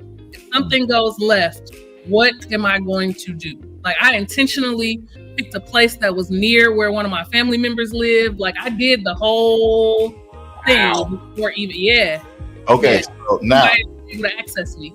let me ask you, Rhonda. So, do you like when men now say, "Hey, this is what I'm doing," or it's a surprise date? Like, is that still something that's positive now, or do you got to know where I'm going? Do I need to know how far it is from, like you just said, a friend or family member's house? Or can they just pick you up? I'm picking you up at 7:00. This is what I want you to wear. Let's go. Not on a first, second, third, fourth, or fifth date. We probably Wow. Yeah, because people are y'all don't understand. Y'all haven't dated in a while. Right. It's not the same, and I'm not even trying to be funny or negative or anything. It genuinely isn't the same. There are people in this world who will prey on you. And again, I have a podcast. I'm on YouTube. People, like, I've had niggas try to humble me. Like, niggas, like, genuinely be like, oh, like, try to take me out. And then if I decline, it's like, oh, you anyway. You know what I'm saying? Like, you talk about niggas, that's why you don't got one. I've had that experience so many times. On a date? No. Because I Gotcha. declined today. So it's this, oh, you think you arrogant. So I'm just very, very, very particular about going out with people. You can't pick me. No, you cannot pick me up until I feel comfortable. And it may not be the 5th day. I might feel comfortable with you on the 3rd day. I don't know, but it certainly ain't gonna be the 1st or 2nd. I got that. I gotta give you some space to kind of really see how you are. I told y'all the story where the guy told me that we went out. Well, before we went out on a date, I was doing some online shopping, and he was like, "Oh, let me see what you getting." And so I screen shared because we were on FaceTime. I screen shared, and he sent me some money, bought the whole cart. Now I don't know this nigga, but I like, that's what you want to do. That's what you want to do. So we went out on a date, and the date was cool. And then after that, he was like, yeah, you just don't ever seem like you're really excited to talk to me and blah, blah, blah. And I'm like, well, what does that mean? Like, what is that? Well, when you answer the phone, you just be like, hello. I'm like, what else do people greet? Like, what? We're not at baby yet. So what is it that you're looking for? You know what I'm saying? So it's just, you just never know what you are getting when you are dating. You just don't know. And I think because there's so much dating violence that people don't talk about, that you just have to be on your P's and Q's. Like, people are crazy. I had a guy tell me he wanted to take me out, and I'm like, okay, well, I need to know like where we're going, like what we're doing. I'm fine with you planning it, but like I need to know where we're going, what we're doing, what time. And I always kind of frame it like, well, I need to know what to wear. I need to know which wig to put on. You know, I try to like make it light. I don't let them know like, nigga, I'm watching you. Like, people are watching you. I don't do that. Well, now they know. Fine. But he was like, oh, you know, I'm gonna pick you up and you just gonna ride with me. Ride with you where? No, we just gonna, you know, I'm spontaneous like that. No. You ain't gonna drive me to some foreign land. You're not gonna drive me. It's fine. I'm not, Dre, I hear you. I'm not saying that a man can't surprise me. What I'm saying is I have to be concerned about my safety. Yeah. I need to know where I am going until I don't know you. You could take, and I could take you anywhere. That's why I never understood how people felt so comfortable going to other people's homes. You don't know where the exits are. You don't know, like, you know nothing about this person. And you I did that at Belize one time. I can't believe you would do something like that. Sure. Great. I was like, go back to the house. Yeah, let's go hang out. Yeah. I came back on the ship like, hey, y'all was hanging out with this guy today. Like, yeah, and because too, like, lastly, I'll say this and wrap it up. Because I was in an abusive relationship with someone that I knew for 15, 16 years, it's very hard to trust a stranger. Yeah, I get that. I feel that. There's And I can somebody understand that I've known since I was 18 years old. Wow. Knocking me upside my head. I'm not as trusting of people, and I don't make it uncomfortable for the other person. Yeah. But you don't know that all of the things that I'm doing are strategic. You don't know that. You don't know that I take pictures of myself and send it to my friends like, this is what I last had on. Not last, but this is what I'm wearing. You know what I'm saying? Because you just never know. Y'all need to be able to find me. Wow. Never thought of that. If I go missing, I have a whole note in my phone that I share with my friend Genesis that literally has because I feel like if something happened, my brothers and my mom gonna be too distraught. Genesis has the passcodes to my bank, how to get into my home, how to get, like, if anything happens to me, if I ever go missing, she has everything to be able to look, can get into my iPhone to see who I've been texting, who I've been talking to. She has all of that. Wow. If I go missing, y'all know something. I ran away. Ain't nobody got. I ran away from y'all. Maybe that's something that's interesting. That might be a good topic one day. I don't know, like, because that's something I haven't had to think about in forever and a day. Wow. And even when I did think about it, I don't know. Maybe I just got a different personality because I picked up sticks one day, and we weren't even a date. The first date that we had wasn't technically even a date. We just went and hung out. I just picked her up, and I was so raggedy. My car, the air conditioner stopped working. I was like, "You got to be kidding me! Yeah. I'm about to go pick this chick up." And the air conditioner decided, and it was hot that day too. And I had leather seats. I was like, "You got to be kidding me!" Like, of all days, why would the air conditioner stop working? Like, and it wasn't like I was rich. You know, it was like I was going to go to the car dealership. I was driving a Lincoln. Right. It wasn't like I was going to go to the Lincoln dealer and be like, hey, I need y'all to do an ASAP job on this. Now we just going to be hot in that car. So I picked her up. She let me pick her up. And then after that, you know, I ain't going to say that. She got because it didn't happen. But I always tell that. After that, real talk, the first time me and Sticks met, I always tell people that she'd be like, stop saying that to people. I say, no, first time I met you was in my bed. Like, what are you talking about? Like, the music video, right? We was doing a music video shoot, and it was like a scene where it was like, you know, like the whole thing, we were like going through a breakup and all that. I was like, no, first time I met you, we was in the bed together. Like, stop telling people that. Well, it's not untrue. Yeah. He ain't lying. Yeah. I ain't lying to people. I hear people, like, I know people, oh my God, be spontaneous and all that. I hear that. And this be coming from people who ain't dated in 15, 16 years. Like, it is not how it was years ago. It's not the same. People don't have their right mind. People are struggling. And sometimes people want to force you to do things that you actually don't want to do. Some niggas be desperate. And they like, I really want you, so I'm going to make that happen. So I don't know. I'm gonna keep dating the way that I'm dating for my own peace of mind and sanity and safety. And I believe God gonna let me miss my husband. So if he for me, he for me, and if he not, he not. And I'm perfectly fine with that. You don't ever have to talk to me again. Move out the way so my husband. I feel that. I feel that. Well, I haven't had to worry about that. I got to take dates with somebody that I actually married. And praise God. Yeah, I take her on dates, and she, you know, okay. So I'm gonna say this, and then we're gonna get off. We'll do our round table. Just since we're on the dating topic. I remember one year for her birthday though. Like, so I'm a big surpriser. I want to surprise. I want to do. And one thing I can say about my wife that she will let me do that. Always has. She be open to stuff. She just be rocking with me. So I ain't always been I ain't a rich man now, but I ain't always been. I was a lot broker once upon a time, and so I remember the first time on her birthday, I was tapped, boy. I was tapped, and so it was like I could do one thing, like we could do what. We went to Chicago, and her birthday is in February, so it's not like you can just walk around Chicago and right. You know, in the summertime you just play it off and do a thing. But her birthday is February 5th. Like, it's cold as I don't know what.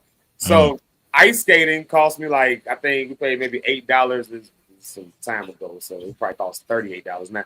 But for each pair of skates to rent, you know. Now, she didn't really like ice skating. I didn't know that. I figured I'm like, no, because I had never ice skated either. So I just played it off.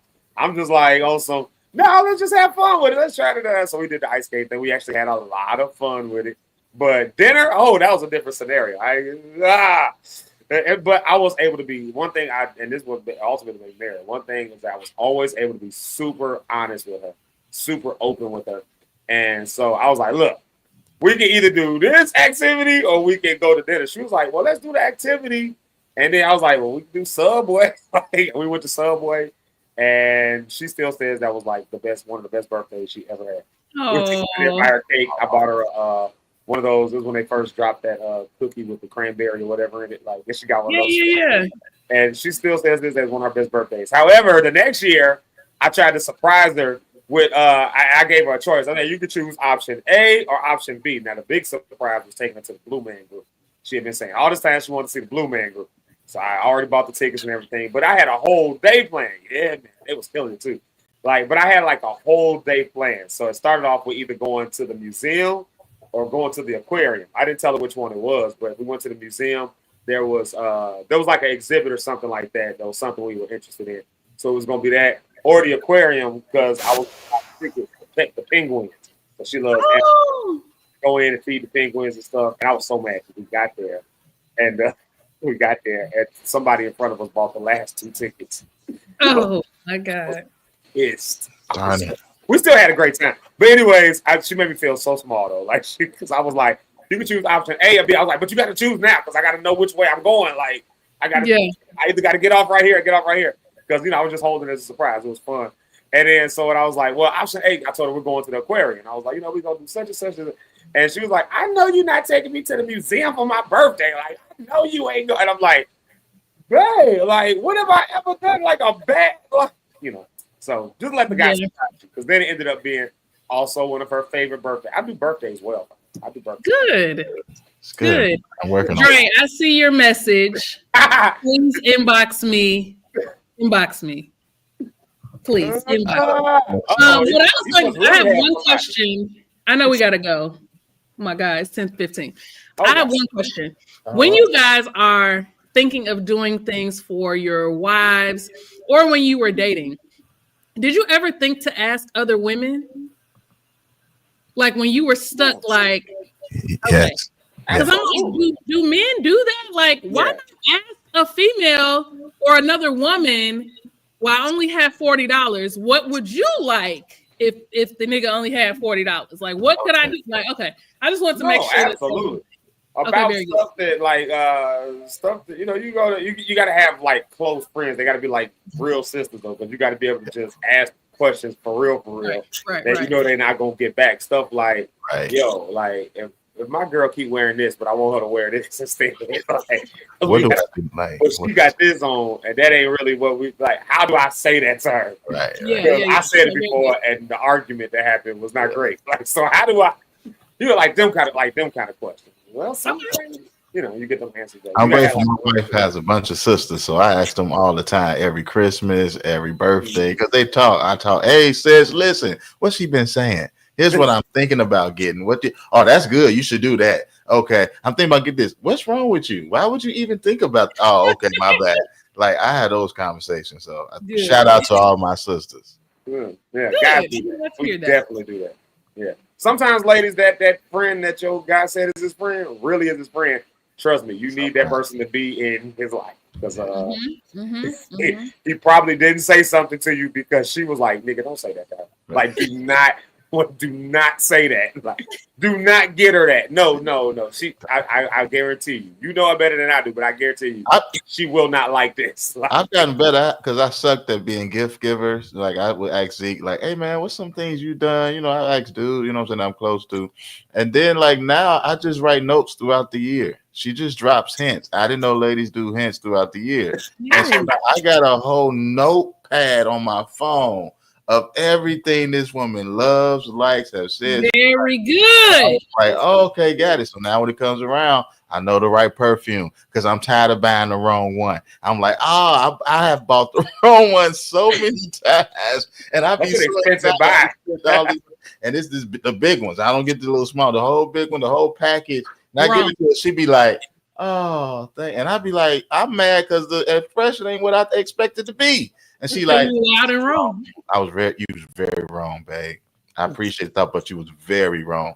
And so now, she don't be as graceful as she used to be. Now she just get upset. You know what I mean? You know, she can have it by And I was like, if you don't know me Right. by now. Well, instead of trying to remember it like I used to when I was younger, I have written it down, and now I've been doing pretty good. I'm 2 for 2 so far this year on the special holidays and special moments. So birthday was good. Now we got Christmas, anniversary coming up. So gotta get that together. All right. Clock and drop. There we go. Clock and drop it. Yeah.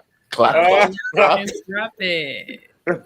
Oh man, let's round table up out of here. I guess I'll turn on some track. Y'all, thank y'all so much for being here. This has cheered me up a bit today, and I definitely appreciate it. Rhonda, I appreciate you coming on a little bit early today. That just helped cheer me up. It's been so good, just so wonderful. Let's see here. What track will go out? We'll go out on this track. Still muted? Nope, you're back. I'm back. That is so stupid. That is like the dumbest thing the StreamYard made start happening. Rhonda, I'll start off with you on the round table. Everybody, Zeke, Locke, and I have an episode out now on Spotify on the Rhonda on the Rocks podcast. We talk love, we talk grief, we talk marriage. You know, Zeke and I get really vulnerable. Although there were no tears of sadness, there were definitely some joyful moments during the episode. So please check it out. You have until Monday, because Monday I'm gonna have a report on who watched it and who didn't, including you, Zeke. So have a good weekend. Do something that you love. Go to church on Sunday. Life is choice driven. Okay? Keep yourself safe if you are out here in these dating streets. Do what feels comfortable and natural to you. Don't let nobody try to change your mind. In Jesus' name, amen. Amen. Well, I'm gonna tell you, don't get disappointed, because I got till Monday. You know me. I be getting around the stuff, just a little hit the head, a little bit there. That's enough. I'm making a list and checking it twice. You can check it 3 times. I might have it. It's gonna be a surprise to both of us. Bye. Well, I guess you were on the episode, so you don't necessarily have to go back, but you do have to go back and listen, because I need my streams up. Yeah, that's true. We definitely gonna turn it on. I'll even turn it on from 4 different places. How about that? I got 4. Yeah. Now you thinking. You're thinking. Now you thinking. Rich Holmes, what you got for the people this evening before going to the weekend? Hey, it's a weekend. Remember today, Zeke has a show. Come out and watch him sing. It's going to be a great time. It's going to be a great performance. Go ahead and check out Rhonda on the Rocks. Oh my goodness. It'll be a great podcast for your life. You need some of her. I'm telling you, you need to hear her voice even more. Listen, God has given you a voice. God has given you a word, and he's giving you time. It's up to us to do something with it. Go out here and make steps. Pursue it this weekend. Do something. I like what Ron said. Do something you probably never did before. Try something new, and just enjoy life. You know what I mean? That's what it's about. Sometimes you just got to go and enjoy it. Life is choice driven. You'll live and die by the choices you choose to make. But I got a hint for you. Choose life. God, thank you for this time of coming together. Pray something was said today to help us laugh and get through some sad moments in our life. Thank you, Lord God, for strength to endure until change come. Thank you that your grace is sufficient to handle everything that we're going through. Lord, help us to lean not to our own understanding, but in all of our ways acknowledge you. Why? Because you will help and direct us the way that we're supposed to go. So we thank you for the plans that you've given us. Thank you for revealing those plans to us and keeping us in perfect peace if we keep our minds stayed on you.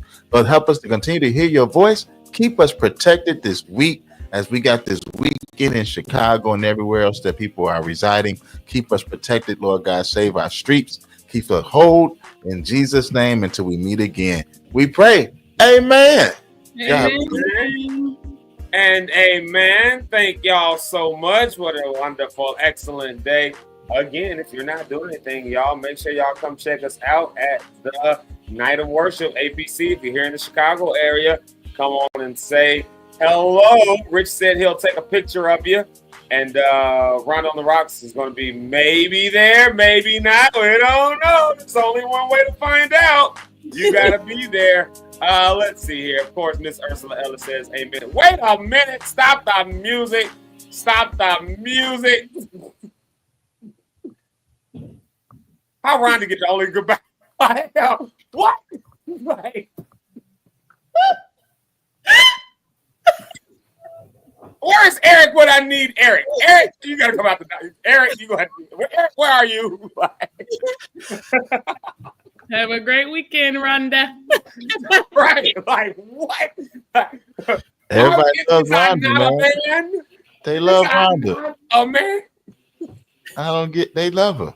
They love Rhonda. What? Rhonda, I love you too, but Jesus Christ. She's certified. There's no denying it. She's certified. Certified yapper. That's what she do.